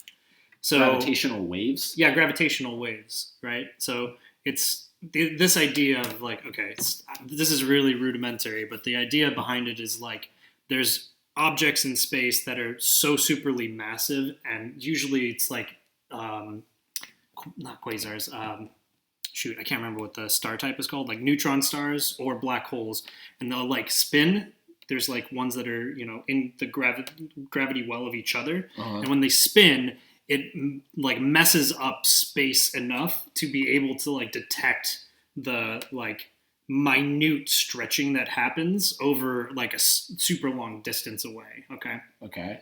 So that is a thing that can actually be detected. Like, they have, like, a big hole in the earth with, like, water and shit, and they can detect it. I'm not entirely sure how it works, right? So I know that can happen in real life. So to me, it's like, oh, they're messing with the space-time continuum, and Arnold can, like, he feels when it happens, and it's like, oh, here's a triangulation. It probably happened here. Go fucking kill the Terminator, Sarah. You know what I mean? Like, to me, it's like, all right, yeah, okay, that could happen, I guess. Whatever. You don't need to go that in depth for it, to me. But yeah, to me, I'm just like, oh, okay, sure, that could happen. All right. Still sounds like bullshit. But anyways, let's see. Hello, here. Chris Smith. Yeah, what's going on, Chris? How's it going? Hey, Terminator versus RoboCop. Make that happen. Yes, absolutely. Wasn't that I think that was a comic series. I think you said it was, yeah. I'm pretty sure that... Have you read it, or... No? Okay. I'm not big into that stuff. I'm not big into the comics, the video games. Right, yeah, that's right. I remember when I first met you, I was, you were talking about how much you like Terminator. If he's bothering you. No. I was just like, he's still back here? Yeah, he's right behind you. Yeah, I remember being like, do you like RoboCop too? Because, they all came out around like it? the same time. I've only seen the first one. Yeah, gotcha. I've only seen the first one. The only thing I remember about it is some guy getting drenched in a vat of acid and just melting. I was like, I had to have been like 7 or 8 when I saw it, and it just it just stuck with me. Huh. Interesting. Yeah. Anyway. So yeah, that's that. I'm trying to think, is there anything else that I'm not shitting on this film. Like, I'm not shitting on Dark Fate the way I would shit on Genesis. Genesis was a slap to the fucking face, and it was like, you love Terminator? Yeah. You're fucking stupid for like that's literally what it felt like. Like, they were like, you like Terminator?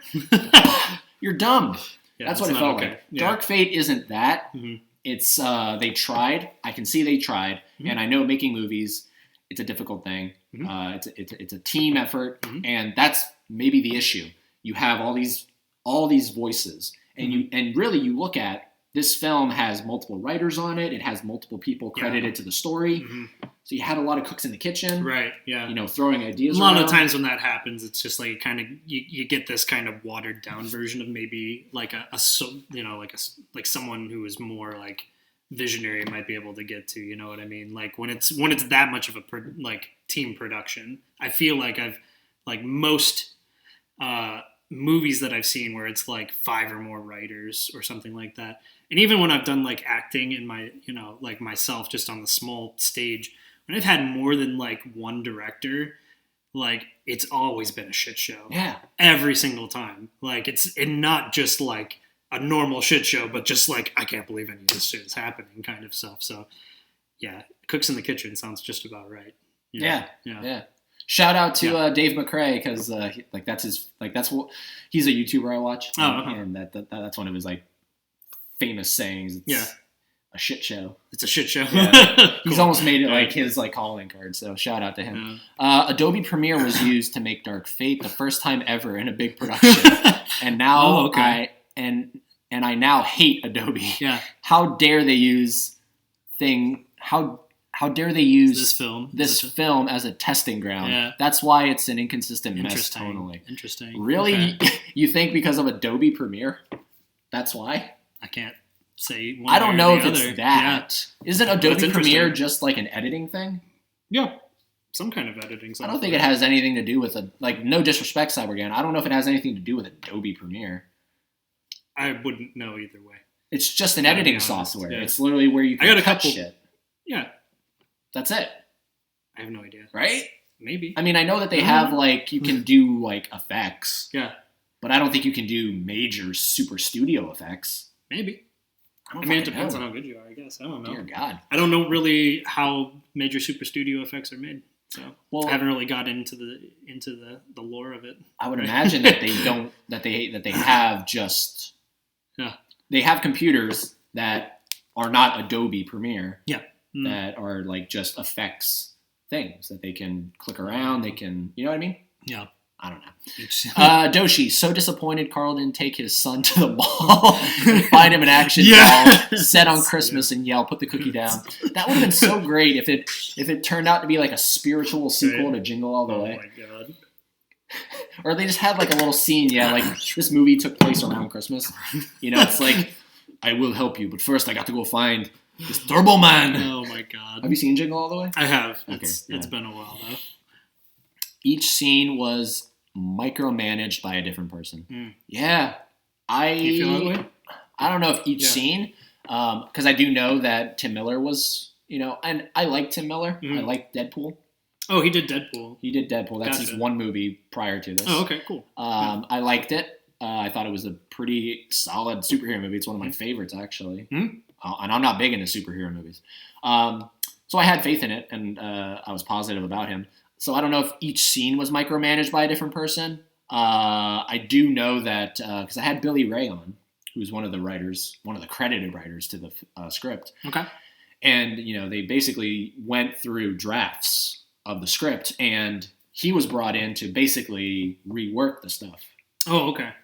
So, they would have, a finished script, Mhm. and then they hired him to come in and go, I like this, I don't like this, take this out. I see. So So, you he know was what I acting mean? as an editing role almost. Yeah. Yeah. Okay. Kind of weird. It's interesting. Kind of strange. But that's what happened. So, Mhm. that's that. Chris is laughing out loud. I'm assuming at Doshi's comment. Doshi is just killing it with these comments. Dude. Doshi, where are you? Yeah. Tell us where you are, in the world. Not exactly. I don't want your said address. Terminator after Kindergarten Cop. Yeah, that's Like, when he where are builds you? his conscience right there. Yeah, that's such a great idea, actually. So yeah. Okay, so he was in the CIA. Oh, so the drapes are just a cover for the CIA, right? Because that was what he was, or was he the FBI in Kindergarten Cop, I he's can't remember. I don't even know if he's FBI. I think he's He's just some a kind cop. of. Is he just a regular cop? I think he just I could have might be a swore he cop. was like CIA or something, like some big government. Maybe kind of he would thing, be. It's Arnold. So, but oh my god, that's actually a great idea. Dark Fat just isn't worse. Oh wait, You said the dark worst one. fat. Dark Fat. You got to get the Dark Fat. That's a good one. Isn't the worst one? I thought it was a good Terminator film overall. They just need to honor John Connor a lot better. It's a shame that in a lot of ways. Yeah, I agree. But I do feel he will return. John Connor will return. Okay. Maybe. Yeah. But again, now you're getting that's convoluted. How Yeah, do you and explain that merging shit? timelines and stuff How do you like explain that. it? Yeah. James Cameron had to edit the final film because he said it was an absolute shit show. Interesting. I watched a making of and read a few interviews. My facts are straight. Gotcha. Okay. James Cameron had to edit the final film? Interesting. That is Yeah, interesting that is because pretty that takes a interesting. long time to Yeah. edit Yeah. a film. Interesting. Hmm. Detective John Kimball. Yep. So Gotcha. that's so detective. Oh, so he was just a regular cop. Again, I haven't watched it for 20 years. It's been a long time. So Can you imagine? Yeah. So it's they're Grace is so how do you explain the texts? Yeah. And then it cuts to maybe it's a tumor. It's not a tumor. It's not a tumor. It's not a tumor at all. He just has a tick from that. In Canada. Nice. Cool, Actually, nice. you Durant Cinema. I did a stream. Okay, cool. Doshi! Yeah, nice. I had no fucking clue. Yeah. That's Mark. Oh, okay, cool. Mark. Hi, Mark. Mark, you're I Doshi? don't know who's Mark is. So, yeah. I remember it, man. I still have that on my computer. Yeah, me, Mark, and Durant. Yeah. We did a live stream during a hurricane. Oh, okay, cool. Right? Yeah, nice. So that was my that was my genius planning. I was Gotcha. let's do it. That's awesome, man. There's just a category 4 out there. Right? No, well, I mean, what else are you gonna do, right? But halfway through it, Yeah. my sister knocks on my door and she's like, "We got to evacuate." Oh, okay. So I had to cut the stream short, and I still have it on my computer. That's hilarious. All right, so I'm gonna plug it in because it's at 10 now. Okay. So Very just cool. pardon me, guys. Oop. Yep. I have to. Hey, Kit Kat, come here. Come here. I know. He's like, it's so comfy. I love you, buddy. Sorry, cat. All right. This is my cat. All right. His name is Mormon. Just I did plug not this in name real him, quick, guys. so you know. Everyone asks.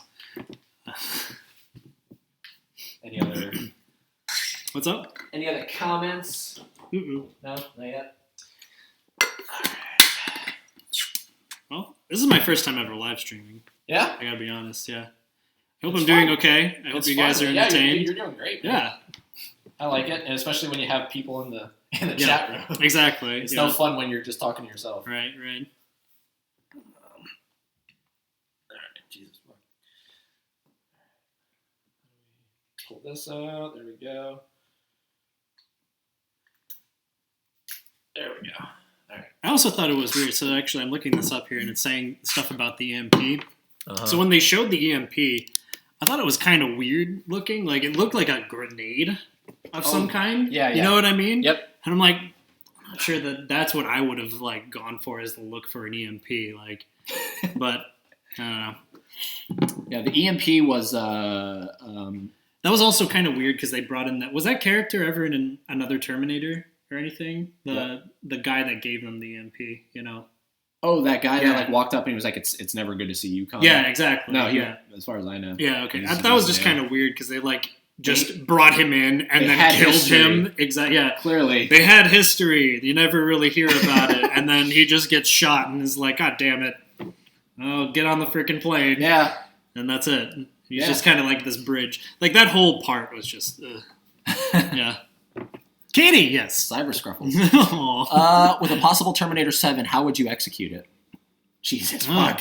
That's a loaded motherfucking question. Oh, Oliver. I don't know. Jesus I Christ. kind of called this one. I don't know if you remember. What'd you say? Remember on the podcast where at the end of it I was like, you know, Sarah Connor's going to be part Terminator or something Okay, like yep. that, you know? It wasn't Sarah Connor, but part Terminator, you know? That was the whole point of this movie, so... Yeah.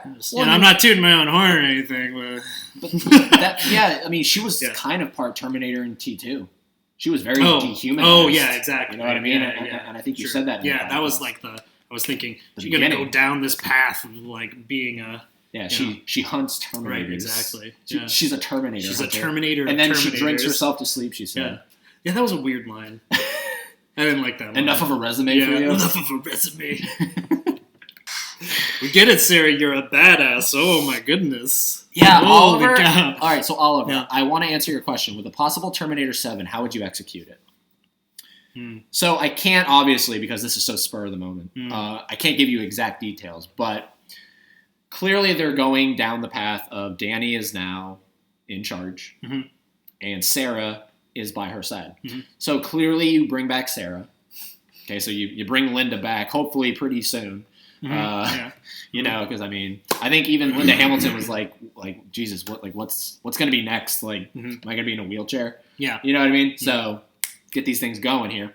So you bring her back.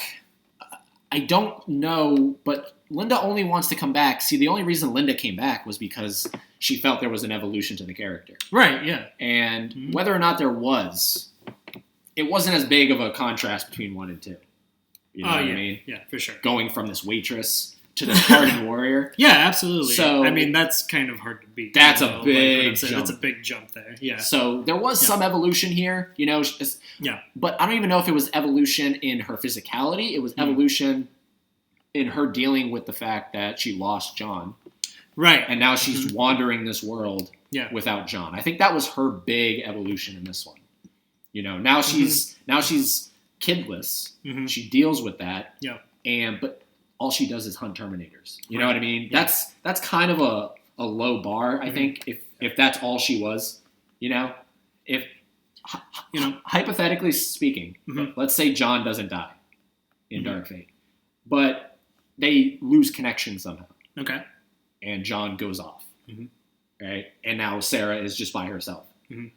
And she's just like, yeah, so I drink myself to sleep. I don't know where my son is. Yeah. And I hunt Terminators. That would be a low bar. That would be like, what? You thought that's the evolution to come back on? Like, you know what I mean? Mm-hmm. That's to go from T2 to that. She hunts Terminators.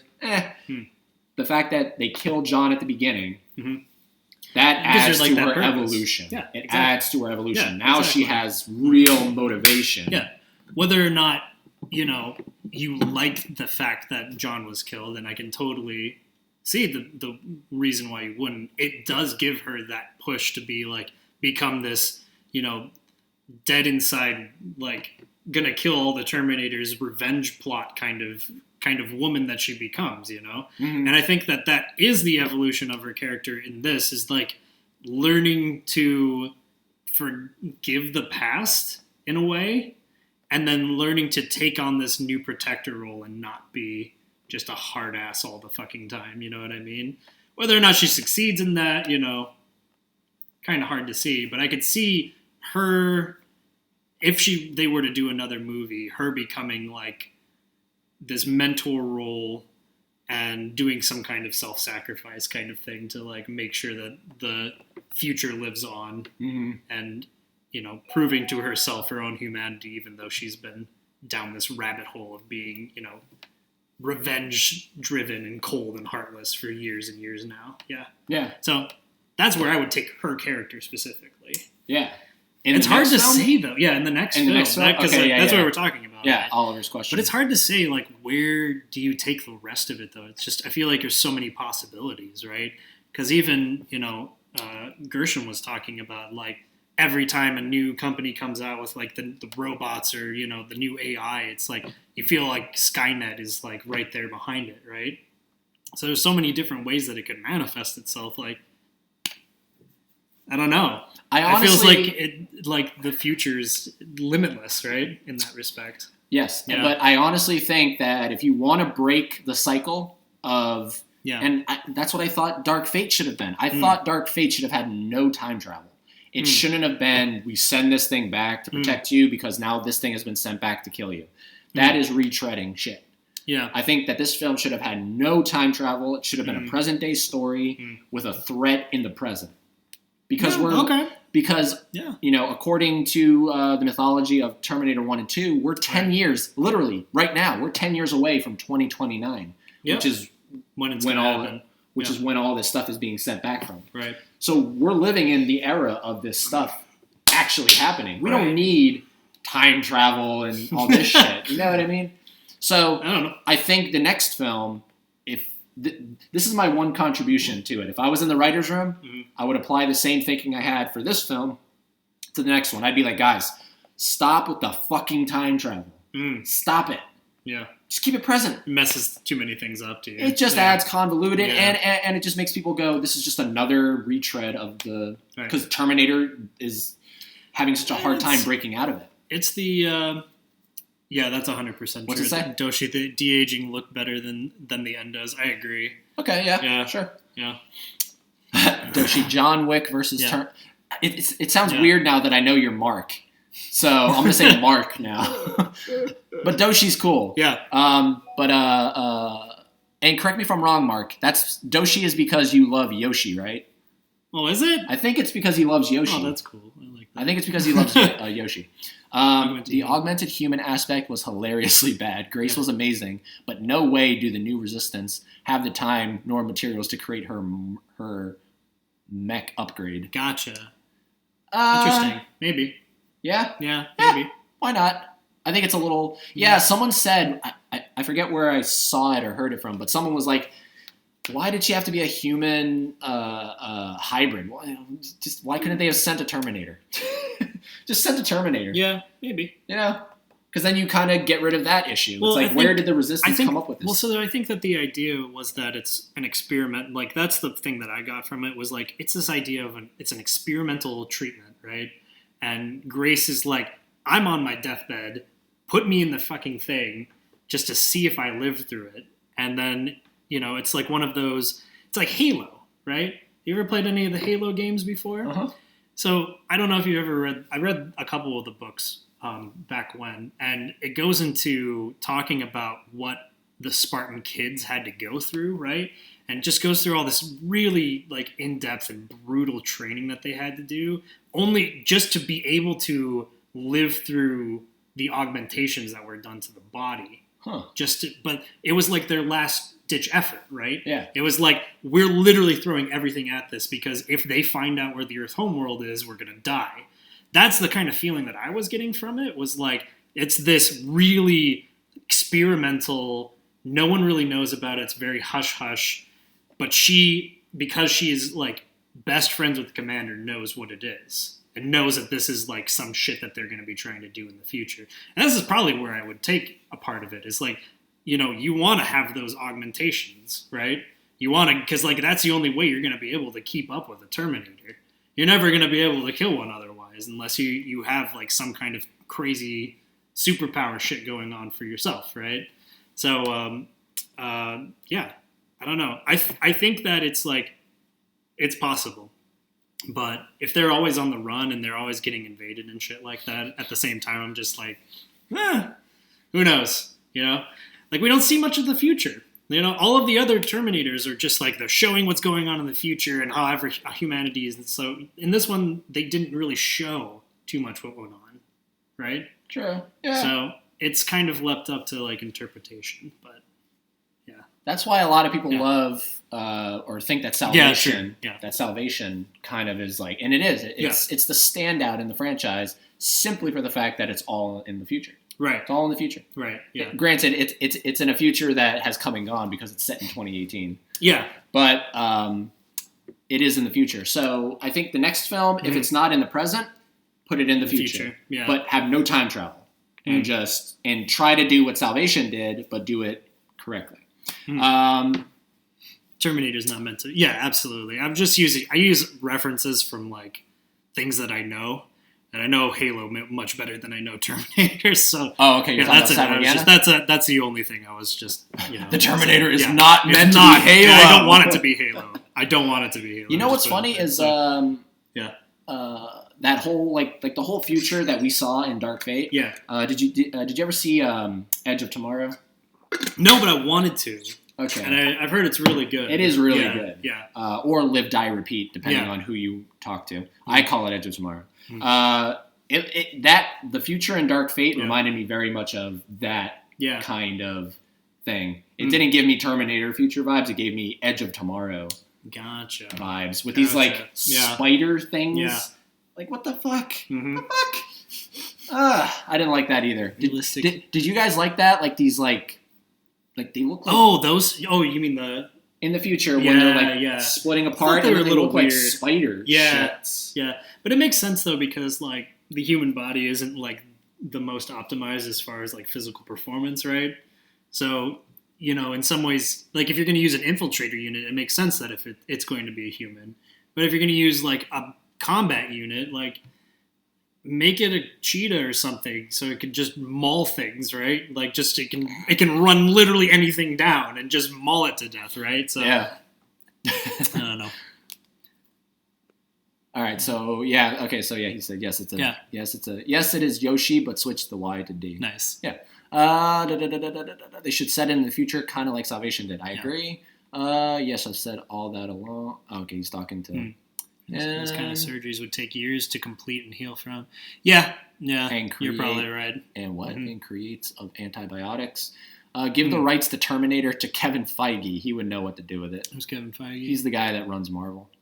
Oh, okay, gotcha. Saying, please check the video resolution. I don't know. All right. So give the rights to the Marvel guy. Marvel Universe guy. Jesus I mean, He's been doing a good job with it so far, But see, that's the issue I kind of had. Yeah. It's honestly, this movie felt more like a Marvel movie. You think so? Yeah. Well, I mean, that's the big action movie of the day. That's the template we're living in now. That's the template we're living in. Every movie Whether kind of like it probably or not, goes like, how do we achieve what Marvel achieves? Absolutely. And that's that's not good though. That's a bad kind of mindset. Yeah. To be in. Because that's Marvel's thing. Yeah, let Marvel do it. But it makes money. If it makes you money, then like. Can't really blame them for trying. Fucking money, man. I know. Fucking money. It's the worst. It's that fucking song. It's the root of all evil. Yeah. And it's the root of all this bullshit. Because there never should have been a fucking sequel after Terminator 2. Can I just say that right now? I don't know if I've ever said that. There should not have been a sequel after Terminator 2. Yeah. They should have left it alone. Yep. Call it a fucking day. Move on. Make your own original stories and stop. But it's...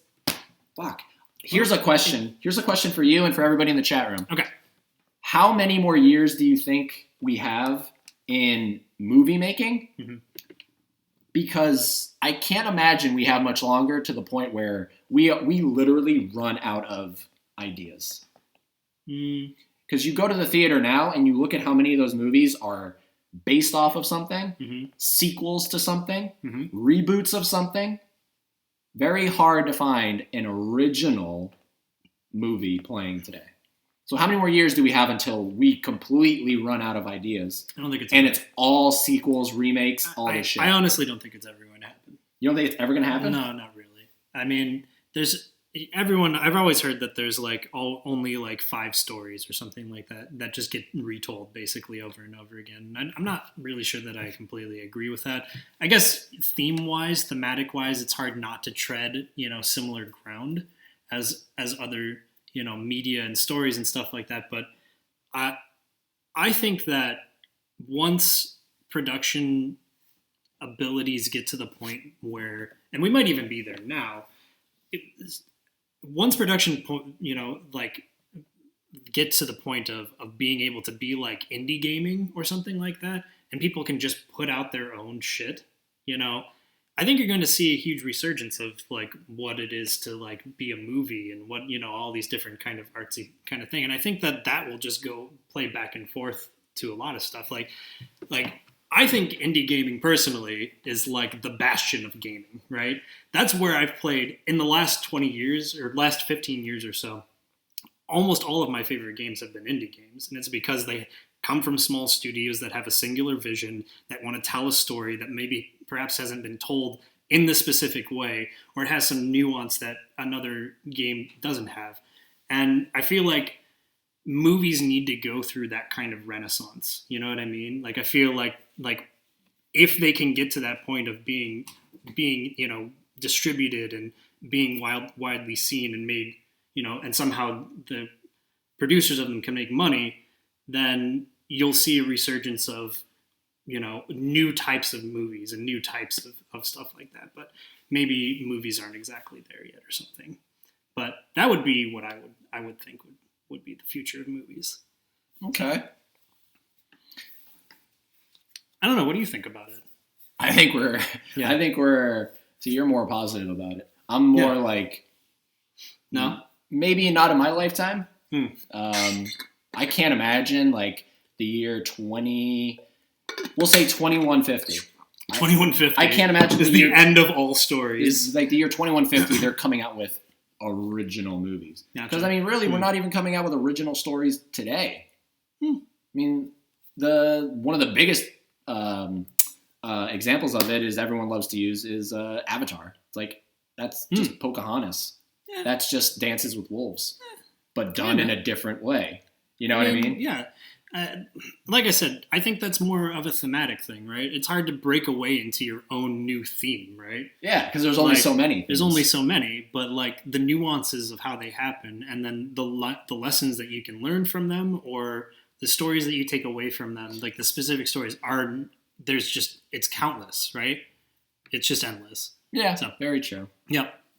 All right, Cyborgana, no battle across time, blasphemy. Well, I have my hat here. There's the hat. Okay. Just to really quickly touch on that, because you never experienced it, but yeah, it created a lot of memories for me. Mm-hmm. Created so many memories for me. I love that attraction. And when I say that there should be no sequels to Terminator 2 Judgment Day, I mean like full-length, theatrical, canon sequels. You know what I'm saying? Because let's be real. If you watch Terminator or T2 3D Battle Across Time and you consider that canon, I don't know. To me, there's a lot of things in that attraction that kind of break the rules of what's established in the mythology so that they can adapt it to a theme park attraction. Okay. Keep it kid-friendly. Sure. I love the attraction, though. I love that Cameron came back for it. Kiss the screen. So I'm still sticking to it. It should have just ended with T2. But go ahead, make your attraction. Yeah, for sure. But it's not canon. But leave it at that. William Shakespeare is the moment where remake culture truly began. It's nothing new. No. Okay. I'm not very familiar with Shakespeare. Are you? Not 100%, but I've heard some of that where he would like take plays, like and rework them like into the ways that he wanted to see them, and became, popular because he was William Shakespeare. Can you imagine being William Shakespeare? I don't think I'd want to be William Shakespeare. Isn't it weird to think that like there like at one point supposedly there was a man by the name of William Shakespeare walking the earth? Yeah. Isn't it weird to think about it? Yeah. It's weird to think about all these people that have come and gone, and they've been here though. It's weird. I don't know. I just turned 27, so like I'm getting more reflective. You know what I mean? Yeah, I'm just time is so fragile. So fragile. Why do you break it, Terminator? Stop breaking the timeline. It's too fragile. Oliver says Terminator 2 was always open for a sequel because of Arnold's lost limb from the mill. I want to know what happened to that lost arm. Oh, true, yeah. I love T2 3D Battle Across Time. It's the best mini T2 sequel. I thought it was in. Wasn't it in Terminator 2 where they had recovered part of it at Cyberdyne? That's the arm from the end of Terminator 1. Yeah, wasn't that what he's talking about? He's talking about, remember at the end of Terminator 2, the T-1000 locks his arm into this thing, and Arnold has to snap it off, and he leaves his arm behind. God, I didn't realize that happened again. I didn't even pay attention. Yeah, he left his arm behind again at the mail. Okay, well. And Oliver wants to know. That's what Legion is. What the fuck happened to the fucking arm? Oh, no, I don't know. Only original movies are Oscar dramas. Yeah, usually. Yeah. Ooh, Nikki, I think you're new. When I first heard of Dark Fate, I had a theory. I imagined that through some form of good storytelling, Skynet is no longer the only AI. Yeah. What? When I first heard of Dark Fate, I had a theory. I imagined that through some form of good storytelling, Skynet is no longer the only AI. Yeah. I don't get it. Sorry. Well, I think she was just talking about wanting AIs versus other AIs, like a dominance, like a vie for dominance with all these new technological like entities. I gotcha. Which would be cool. I think that'd be pretty neat. Okay, then Legion and Skynet fight for dominance. Yeah, exactly. Yep. Oliver Mercer, the arm is on my shelf as a Blu-ray gift set. Oh, really? That's not the arm that Oliver's talking about. I don't think. Oh, okay. That's not the arm. I don't know. Because I know I've never seen it before. I have that exact set. It's the arm. Yeah? It's the arm from the end of T1. Gotcha. Yeah. Nikki vanity and even offers them knowledge to modify humans to help fight Legion, but Legion also gains humans on its side. Interesting. So it's playing like humans as pawns as well. Interesting. That's pretty neat. Cybergana, his plays are what most stories are now based on. People remake them. People remake him. Oh. Okay. He did change, modern literature forever. Excuse me. We need a deleted scene of multiple Terminators with their families at a Walmart shopping for drapes. Wait, what? What? What's going on here? Shopping for drapes. We need a deleted scene of multiple Terminators with their families at a Walmart shopping for drapes. We sure do. On Black Friday. Put that drape down! Oh my God. No! I love how drapes have become amazing. The underlying subtle thing of the stream. Absolutely. All right. We're going to start wrapping it up here. We just passed 3 o'clock, so going to read just a couple more here. Each sends back their respective warrior to change the past. Humans on the Skynet side send a human machine hybrid like Grace, while the ones from Legion send back similar to Marcus Wright from Salvation. Oh, okay. Yeah. In the end, neither wins as a new future is created when both warriors give up in killing someone from the past and instead work to create a future where humans and machines join together. I kind of like that, actually. Okay. And then Danny says, wait till I hit 40. Yeah. Jesus, fuck. Right? Don't even think about it. I don't want to think. It's not even. I'm not thinking about it, Danny. Don't do that to me. Oliver, it's not the same arm because we never saw anyone recover it. Yeah, exactly. Yeah. It's not the same arm. So, guys, that is our Dark Fate discussion. I want to thank every single person that joined in, watched, commented. Even if you didn't comment, if you just watched, that was awesome. But obviously everybody that joined in. The only thing I love about the drapes thing is that it's a cover story joke. That's what, yeah. What's that? Oh, cover story. Cover right. story, yes, yeah. But again, Yeah. fucking drapes. So hashtag drapes. So yeah, that's the discussion.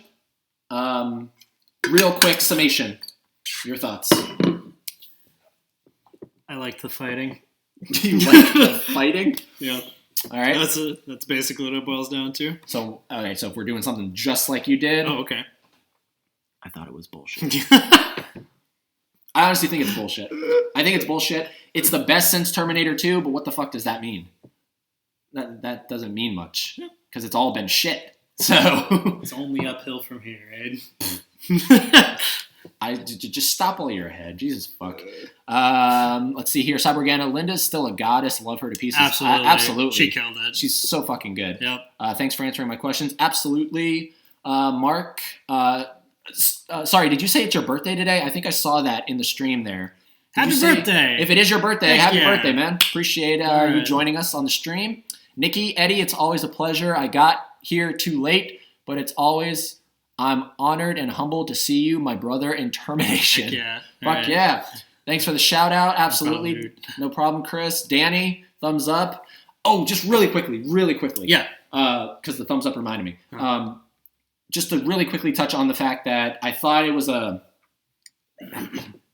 like the emotional moment of Arnold saying, he's falling, right? Yeah. At the end, he falls. And then it's, he looks up and he's like, for John. Right. Right?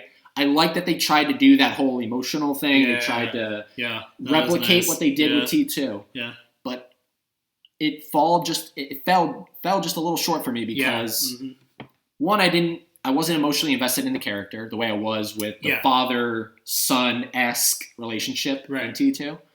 And another reason was because I thought this movie had way too much slow-mo. Way too much slow-mo. Yeah, I remember you mentioning that, yeah. Because think about it, guys. In Terminator 1 and 2, when is slow-mo used? Very sporadically. It's not in the entire film. And it's only used on really impactful moments that need slow-mo. So like in the Tech Noir Club when he's looking for Sarah and he spots her.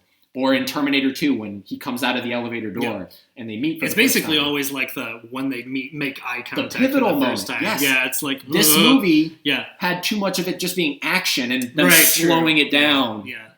That's just the way that action's conveyed nowadays, though, I'm not saying that that's right. Yeah, I'm just no, saying yeah. that's the film language of the day. I understand it. Yeah. And the reason it didn't work, because he falls in slow-mo. Yeah. And it's supposed to be like, no! Yeah.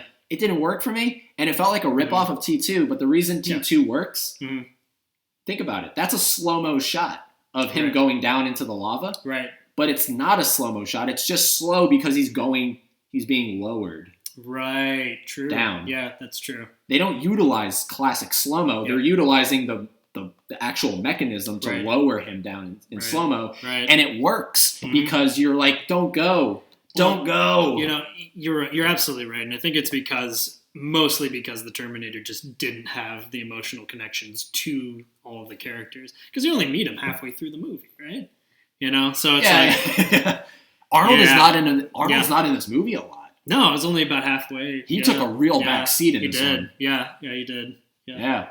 But, it's okay. It is what it is. So I just wanted to make sure I got that in there because I thought about that yesterday. Yeah. No, I agree with you. It didn't have the emotional resolution. Yeah. But the end fight scene was fucking awesome, though. Are you talking about the last one? Oh, Where my they, God, with the chain. They stick the head in. Oh, my thing. God. Yeah, so good. I was totally into it. I loved the chain.